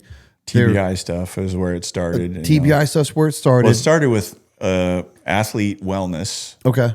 Around 2010, but by 12, it had turned into TBI sensors, and and then ironically, you had been on the receiving end of some of those sensors. So here I was on one side of the aisle, with the guys, Jeffrey Rogers, who was a Caltech guy, and then became a DARPA PM, and now he's at IBM as a fellow. Was again prototyping these quick turn sensors that evolved into something that found its way to your unit, and Didn't connect it just now. In fact, it wasn't just the boots. There are two products you've been involved with that are path crossed, if you will, through your products. Right. There was a project you guys were on where you wanted to put sensors on soldiers. Full sensor package, biometrics, 2012 circa. Right. Yeah. And at first I was like, I don't know what you need that as you're telling me this, I'm like, I don't know what you need that data for. And then you mentioned one particular operation that we've talked about several times on this podcast. And when you brought it up, I went, nah, I get it. Neil Roberts. I get it. Yeah, Roberts Ridge. So explain what that technology was being developed for and the reason behind it, which of course is Roberts Ridge. Well, I mean, once I got kind of invited into the Tier 1 community, I started working with dev group guys and guys from the 2-4 and, kind of the full JSOC kind of access. So one of the guys that kind of became a good friend of mine for years that retired out of, dev was good friends, and he was on that operation with Neil when he fell out of the bird, and because my whole thing is always not be a gatekeeper. Like whoever's in my circle, how do I give you as much exposure to everything I know so you can absorb as much as you can? So this particular, retired Tier 1 guy, I brought him in as kind of a contractor because what he did was he brought credibility to every room as a door kicker. Right. And so I literally would take him to factories in Asia to give him exposure so that he would have industry hands-on knowledge of how this stuff works. And so in our brainstorming back and forth with our, overlaps and kind of the different groups, we had this whole access to a sensor package, and we, through the conversations, his familiarity, obviously being a part of that, was like, if we would have known more about Neil's condition, it would have given us more information to act more judiciously, again, that word, with how urgent we need to get there. What's his state? Is he alive? Is he dead? What are the circumstances and how do we need to respond? And so it basically just opened the whole conversation around information means better decision making. You can problem solve better. In fact, Kanye used to say this: the more information I have, the better decision I can make, which sounds very diametrically opposed to what people think of Kanye, and they're not wrong, but he's a smart guy, and there's a lot of little anecdotes and quotes that I took away from him, but and so Neil became kind of the muse, if you will, or that operation became the North Star for us building this whole full body sensor package, and then working with a DARPA PM and spending 6 months writing this complex white paper with JHU, APL, Johns Hopkins University Applied Physics Lab.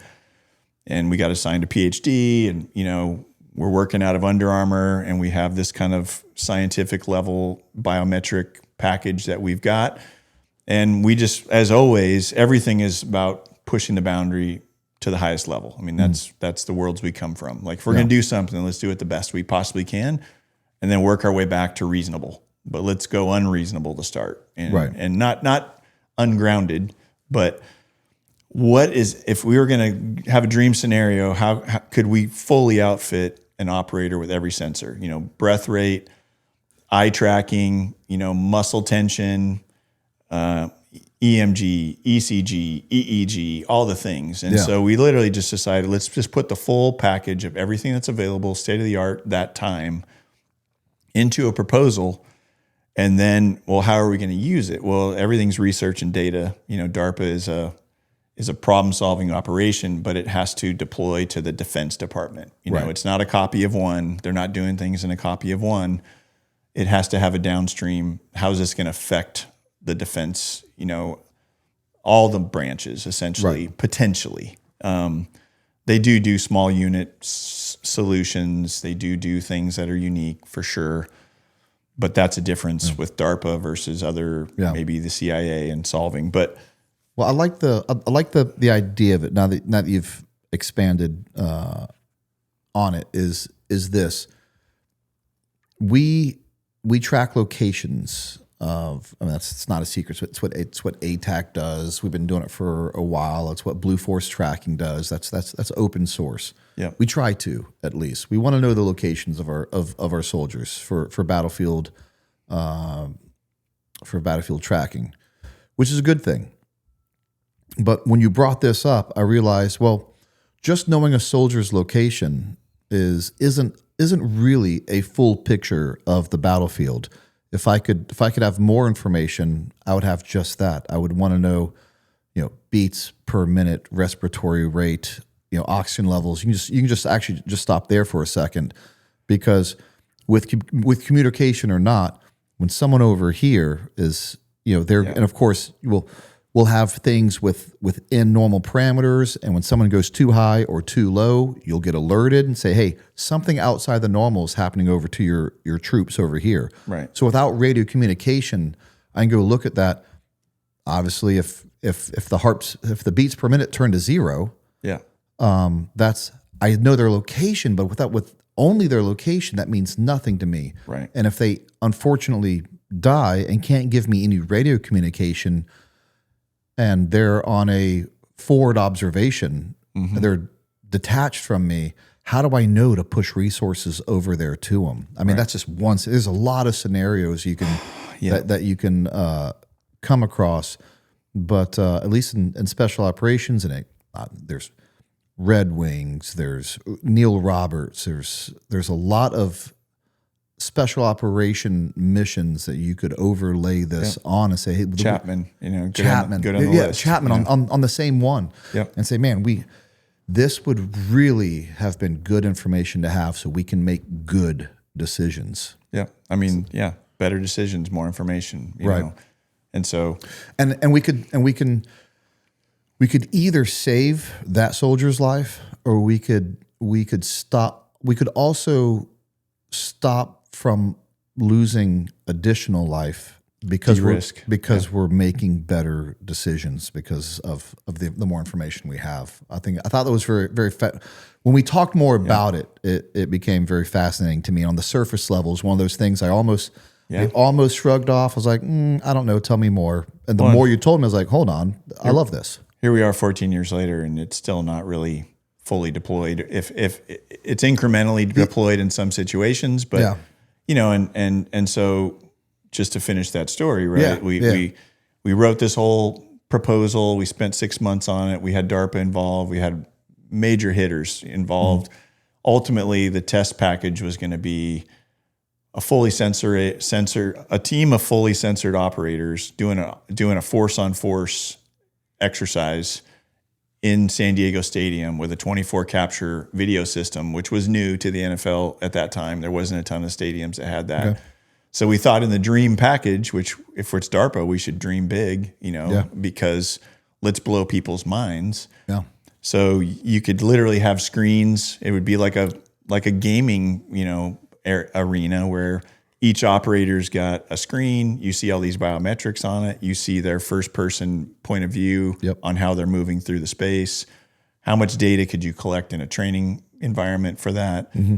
How do you translate that to more effective operations? So it in the end, it got squashed because nobody cautioned us or red lighted us basically on, at the time, we didn't understand that JHU APL were the validators for DARPA sciences, and it became a conflict of interest to have a JHU APL program writer. Right. On, they can't write the program and then approve it. Right. And so conflict of interest there. Yep. Yeah. So after all those reps and that time committed to proposing that, we had to, it got shut down, and then we got offered, hey, you can take this to Georgia Tech Research Institute, take it to another provider. They're going to want to put their fingerprint on it. It's probably going to take another 6 months to stand up. By that time, the fatigue had set in with Under Armour, with the DARPA personnel, and it just lost steam. It was somebody else's ball to carry at that point, which I experienced in future, situations with writing white paper proposals. But that's part of the uphill challenge sometimes in the DARPA community or the science community. But nonetheless, it's, I can feel brains out there from this conversation. Startups are going, "Hey, we could do that," Right. And yes, we were joking. It's like, do it because it's needed, know. And just to throw out there, we also touched on while information helps make better decisions. We touched on the challenges that information can bring. If we talk about blast sensors and what. Mm-hmm. When you guys got it and you maxed out the blast sensors, I don't know if we want to go into that, within weeks, and they were supposed to last for months. And, the information became paralyzing, instead of it driving better decisions, it was like paralytic of like, shit, what do we do with that now? Information's funny in one aspect. Yeah. Because you can ask for a bunch of information and it can just be useless at the end of the day. Not all, just more information isn't necessary. Good information, obviously, which is what you want, will drive better decisions. But then sometimes be careful what you wish for, because information may reveal something that you weren't ready to deal with. Right. Absolutely. It's definitely one of those careful what you wish for things. But we have to have you come back, because there's one more thing, because we get in that conversation, we talk another 45 minutes. And I'm holding TBIs. Back right now. I'm like, okay, shut it down. And I want to, because that one's an emotional and near and dear subject for me. But it's career extension, and career optimization, combined. There's a lot to that. But for our listeners, I'm gonna go a different route. Something I think they would enjoy more. Diversify. Possibly, because I'm glad you brought up Kanye West. Yeah, we don't often get to talk about Kanye West on this podcast, so I'm going to capitalize on this. Do it. And it's also just because it's so different, than the norm. Everything we talked about, everyone could relate to everything we just talked about to some degree. Right. Everyone can relate to Nike. Everyone can relate to the Delta Force if they're watching this, for the military, DARPA. All those things kind of connected. Yeah. But one of their questions may be, so with all the high-performing organizations, and there's a common thread there with Apple, Lululemon, they're all high-performing organizations, so I believe they can make that connection. Yeah. But they may be going, but I can't make the connection with Kanye, and Gwyneth Paltrow, and we'll probably leave her for another story. Sure. But connect the dots for us from all those organizations to Kanye West. Well, I mean, just with that question, there is a part in the book that's the last chapter. I talk about decoding Kanye, but of just one example of many. In 6 months of working with him every day, there's a lot of content that I could share. But, how'd you get connected with him? His head of creative for 6-7 years. That prior worked at Nike as a footwear guy, and he's become kind of a footwear legend in his own right. Stephen Smith. We were friends, and he the connection points are relationships. Again, back to relationships, and how you deal with things. There's always a through line, of relationship with all these stories. Lululemon included. The head of innovation knew me and was like, "Hey, do you want to come and do this?" And even access to Paltrow was, hey, how do I optimize my company? I got a $400 million company, and so it's talking business strategy, and so these aren't like big reach. There's a common thread through this stuff of like deliverables. But Kanye, when after a few weeks of hanging out with him, I wanted to understand his story, right? Like, what makes you tick, and he basically is like, he gives me this very. Well, he's always got a long story. We relate to each other in that way. But he would say a lot like, I'm going to take you around the meadow and through the woods, and then I'm going to come back and tie this all together. He would kind of, he learned to kind of warn people, I'm going to tell you 5 different stories at once and then tie it all together. And most people can't piece it together. But, where he is a center of excellence, one, he's obviously a huge culture shaper through music, whether people love him or not. He agreed. he affects a lot of people. And affect is influence, whether it's positive or negative. You know, whether you react to it, you have a trigger warning, or you think he's the greatest artist of all time. You know, even Elon Musk in an interview was asked one time years ago, who inspires you? And without missing a beat, he just said Kanye West. I mean, immediately, which surprised me. You know, that was when I was working with Ye. And so, you know, his center of excellence that is irrefutable, you could argue, is you know, he got into that world through making beats. You know, he was just a kid, 19, 20, finds his way. Jay-Z invites him into the studio, and he's a beat maker. And then within a short amount of time, Jay-Z kind of blesses him as like, you're the best, most gifted beat maker I've ever seen, you know? And so boom, he's now a center of excellence for making beats for that rap game in that early day. But him being that guy who's always chasing performance in his own metric, you know, he's never resting. He is relentless. He's obsessive. He's failing 20 times and succeeding once. You know, if he's failing, he may fail 100 times and succeed once, but his once changes a perspective, you know? So it's beats. And then he went from beats to wanting to be a rapper, you know? And, you know, I pointed out in the book, you know, because again, what drives people to excel and exceed expectations is usually anger, fear, embarrassment. There's a heavy emotion. You know, the best athletes on the planet are either running from something or chasing something, you know? Right. And I think, you know, we're both at the same time. Yeah. And it's very rare that somebody from your prior workspace is a balanced human being. Like, you know, they had something driving them that was, You can't have balance. unimaginable. Yeah. Yeah. I hate to say it. You can't have balance. To be great, Yeah. to be beyond expectation, it means you have a single focus, borderline obsession, and nothing is going to get in between you and that objective. I mean, you didn't get where you landed without that obsession, that drive. That is hard for people to understand, you know. And not to mince words, but it's more than a drive. You have to be obsessed. Yeah, it's more than just a lot of people are driven. But what was it that Kanye needed from you? Well, he wanted me to build a footwear factory in Calabasas. He had purchased 300 acres in Calabasas, in the hills of, you know, the hills of you know, Topanga or whatever that area. And he had this vision of building a factory, bringing manufacturing onshore. I mean, Kanye, contrary to the things that he brings upon himself, which are negative, routinely, and he's not doing that just to be provocative. He literally is just, that's him. He doesn't communicate in a way that inspires often. He's by nature provocative without intending to be provocative. He's not trying to piss people off, but he ends up doing that anyway. But you know, he wanted to bring manufacturing onshore. He wanted to build things in America. He wanted to like have hands-on where he could go and turn things out quickly instead of having it done overseas, because he'd gone through the headaches with Adidas and understanding that things are made in overseas, you know, in different countries, could be in Europe, could be in Asia. Right.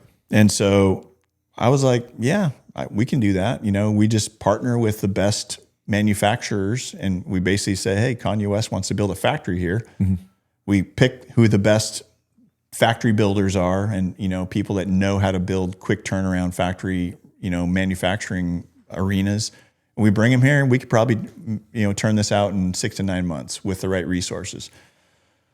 So, you know, I looked at it as like, I can sign on for that. We can knock that out in 6, 9 months as a deliverable, and then I'm out, you know, because I'm not here to be on the Kanye West show, you know. And and the film that came out, you know, in whose name, I think, that just came out as a documentary about him in the movie space, that was being filmed while I was there. And because of my work, my desire to work with units, you know, clandestine units and be a thread available to, you know, NSW or whoever, you know, agency stuff that I just wanted to help be a problem solver. It wasn't in my best interest to be publicly exposed that way. I'm not, Right. I don't look for fame, doing these podcasts is just to bring the book as a problem solving tool out to a community where people have always encouraged me to be like, hey, you got great stories. You should share them, and Yeah. I'm getting up there. So while I can still do the job and be effective, maybe I can open the aperture and build new relationships, because everything's relationship. And so, he invited me to do that, and no problem, let's do that. And then once I got in there for a few weeks, he was like, do you want to be my CEO of Yeezy? Because, he saw the way I was problem solving and organizing his disorder. Right. And I was like, I don't want to be your CEO, man. You got a CEO. He's not from the CEO world of big corporations. He doesn't know how to speak to Casper, who was CEO of Adidas. He doesn't know how to work at that peer level.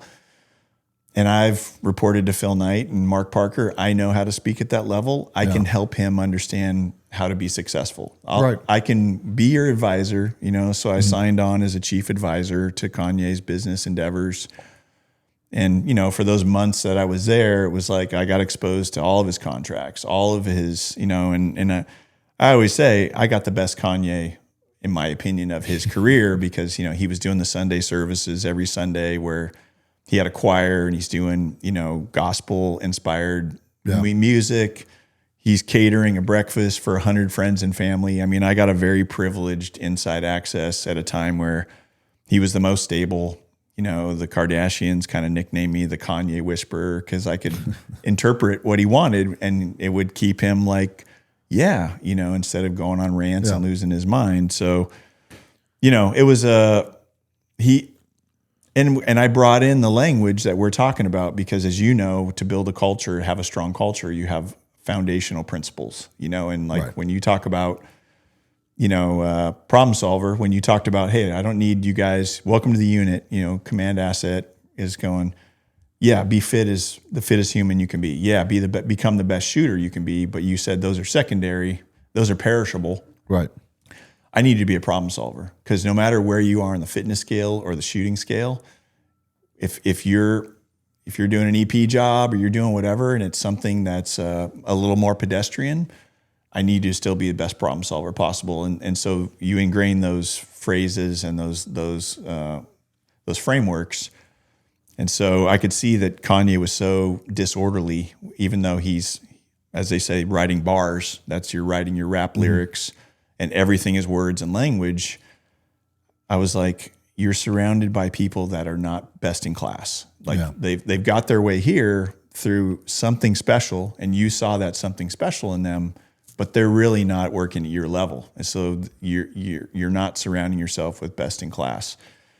And you need to be a center of excellence. You are a center of excellence, and you need to hold people to that standard, and so, he when something resonates for him, he adopts it, and he almost like a parrot, like he started just using the phrases. So the foundational principles that I came in with, like, let's be transparent with expectations. Let's hold people accountable. So let's have high accountability, which he's not great at. Mm-hmm. And then let's be confident that we're best in class, and we're going to align with people that are best in class. If you're working with Jay-Z, you're two best in class individuals, but if you're working with this artist that you discovered who has no track record, then that remains to be seen whether they're going to be a best in class individual. And if you allow in too many people that are not truly best in class, that just have potential, you've got this really diluted environment, and there's a lot of chaos, and there's a lot of people trying to take advantage. And so I wasn't really well liked in his organization, because I was exposing a lot of people that probably shouldn't have been there. Yeah, but they didn't have his best interests at heart. Yep. And so, ultimately I put together a 10 deliverable executive kind of summary of things that I assessed over the first couple of weeks that would benefit him.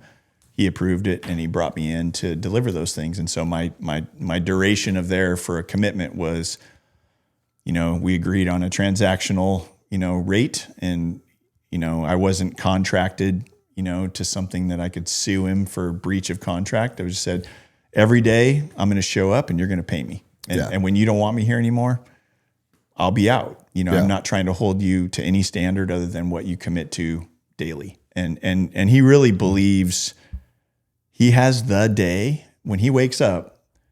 I have today to move everything I want to do as far forward as I can, because I don't know if I'm going to wake up tomorrow. And that sounds crazy, and it may not be what the world sees through a lens at him.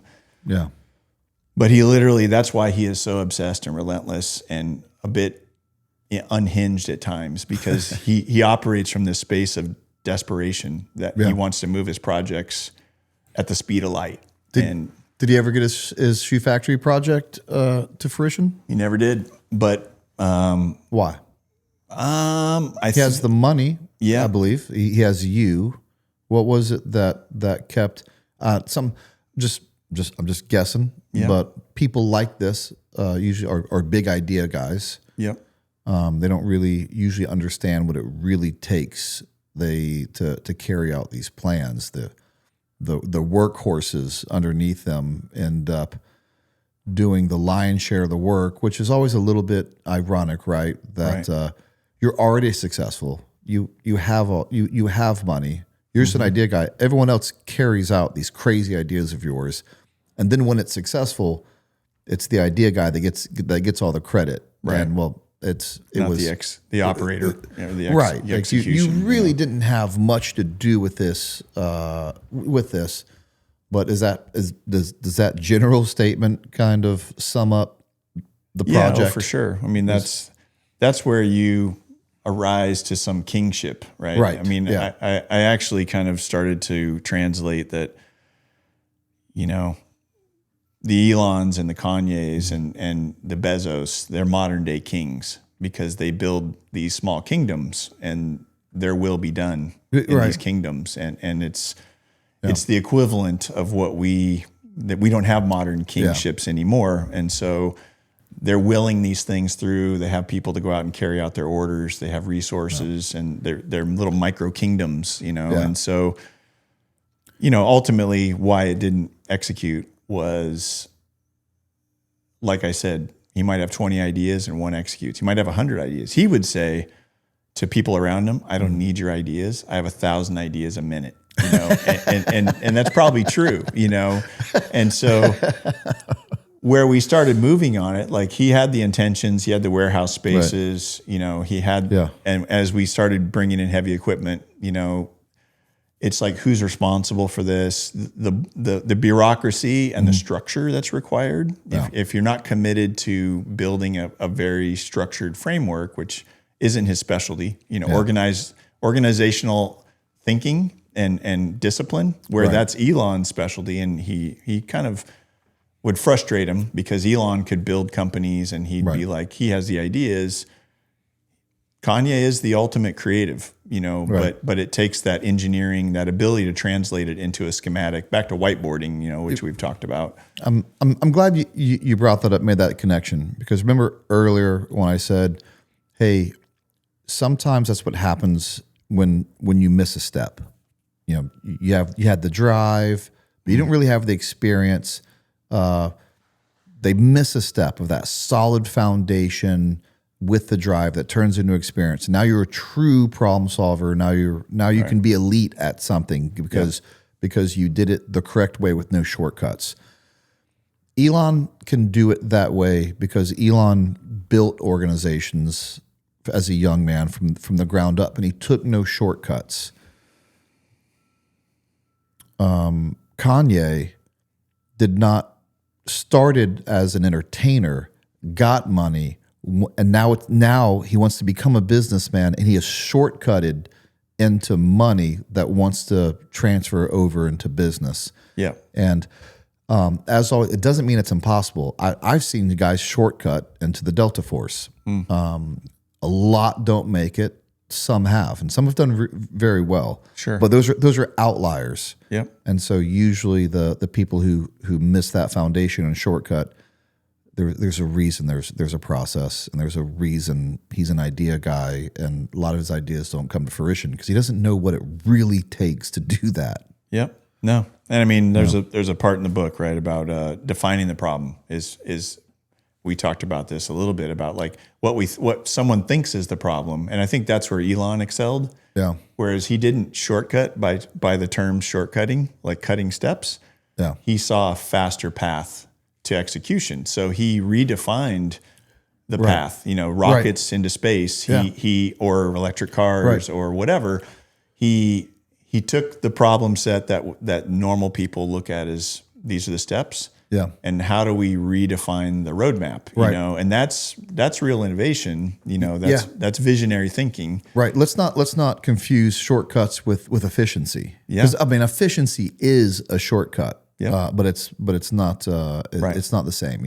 Efficiency, which is something high level organizations are very focused on, or better be. It's like combat effectiveness, right? That's probably the last thing we'll talk about, because it's just important. We talked about or hinted at a lot, problem solving, and you brought up one of the things we talked about problem solving, and in one of your short YouTube videos that I was watching, are those things released for public viewing on YouTube? Yep, the channels. I just put the channel up a couple weeks ago to support the book because that's the catalyst for the book. Everything's tied together, kind of. It's one of the things you talk about problem solving, which really resonated. You were able to. It's something that I've always done, but you were able to verbalize it and define it, if you will, which is one of the problems people have is they look at this as the problem and they start from the problem point, or what I'll call the perceived problem point. This is now when it becomes a problem, so it's perceived this is the problem point. Yeah. Or someone else comes to you with a problem, so that is the problem point. But what you really have to do as a problem solver is step one is this truly my problem point? Now this is the point where I know it's a problem, but let's not take that for granted. Is this really the problem? Right. Let's take a step back. Did this problem point show itself here because a real problem happened 2 steps ago? Yeah. And I thought it was really, really good way to look at that, and for people to think about, that are watching this, because like we talked about before as well, you can train yourself to be better at certain things, and problem solving is something you can be better at. Most people are naturally better at it through experience, but you can take your experience at problem solving and make someone with less experience better at problem solving. They don't have to learn all the hard lessons you did. And so sharing things like that, I was like, that is a great point about problem solving and trying to solve this particular problem. Is step one, stop. Is this really the problem? Right. Is this really the beginning of this problem? And I mean, I hate to say it, but I think we learned the hard way. The clearest example of that in relationships, if someone's been married and they end up in a divorce, the thing that they think was the problem. That's a great example. The problem was actually a lot. It happened a lot sooner, and it happened in more micro ways that accumulated to that breaking point, which became the quote unquote problem. Yeah. And you talk about it. If you're advising a SWAT team and they're having a problem, and then because you have much deeper expertise and a much more complete set of reps, you're like, guys, you think this is the problem, but it actually, like you said earlier, 2 steps ago, the problem began here, and you think this is a problem because you just don't see it. You don't have the lens, you don't have the reps, the experience. You haven't had enough outcomes that were bad or failures. Yeah.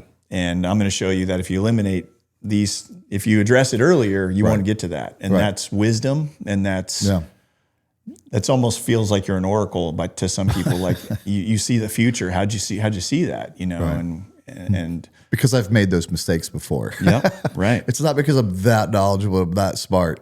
Unfortunately, it's because I've made a lot of mistakes. But I did have to learn from them. And you realize almost every problem started before the problem that you're facing. Yeah. And it's wise of you to see that is a critical point to bring attention to for people to reflect on. And I mean, that's the part of this book is like everything about it. It's a bunch of problems I've gone through in a bunch of environments, and really the problems are not that different. They just present themselves differently because they do it in a different environment. If, people may say, well, who cares about Lululemon? It's a women's yoga brand or whatever. But, well, the way they ran their meetings was highly effective, highly efficient, and it changed the way I wanted to do meetings, And so I think a problem solver goes into every environment and goes, how do I take something from here and get better? That's a tier 1 mindset, right? Like, back to the original conversation of like, whatever you're doing, are you doing it to the highest level you can do it? And if you are, you will always bring exceptionality to wherever you end up, and people respect that. People appreciate that. Yeah. I don't know. I always saw guys in your community, that brotherhood, that fellowship, that team mindset of like if I was out traveling with guys and somebody was unloading something, and they were done because they were effective and efficient and they got their shit done before anybody else, they were like, hey, how can I help you?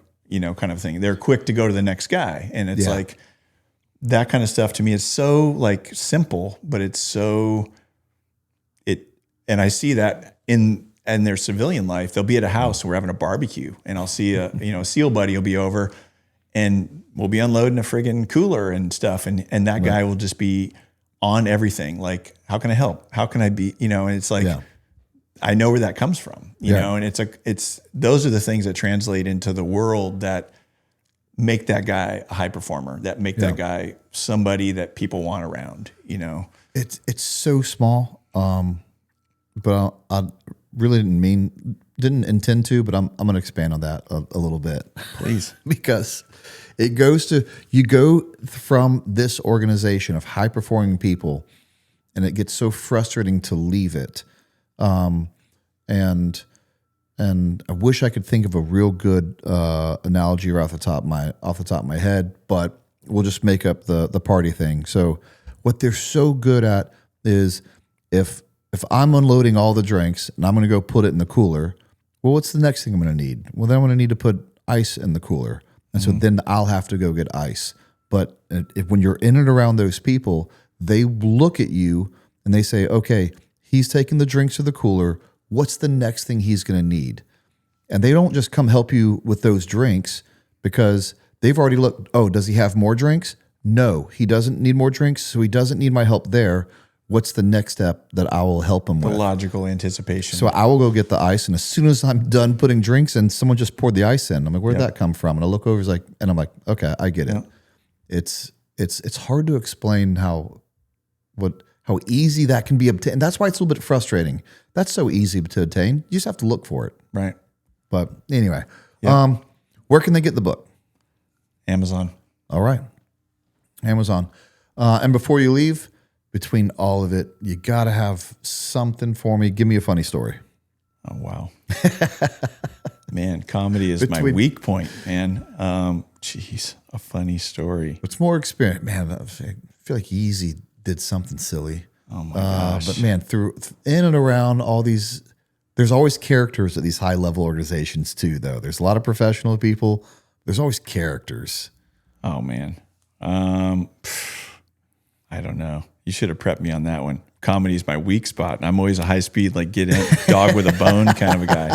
That's my comedy is like, yeah. Oh man. Yeah. Funny story. Gosh. I don't think I ever prep I'll never prep anyone for that question. They either watch this, every one of my episodes ends with this. See? And what's funny is watching me struggle for a quick response. I need my Andy Stumpf character plot right now. Yeah, that's right. We're edit all. I'll come back to a comedy spoof when I come back the second time. How about that? I'll open the next interview with a with a comedy. All right, we'll edit all that and I'll go. All right. I'm gonna give you a rarity. I'm gonna let you off the hook on one condition that you come back, do another episode, and you start out the next episode with a funny story. You got it. All right. That'll work. Challenge accepted. Justin, thank you so much. It's been a pleasure hanging out with you since yesterday, and we're we're going to go do some more deep dives into these stories that we didn't have time for now. Back in the garage, smoking some cigars. Right on. I look forward to it. Absolutely. Thank you, Justin. Thank you.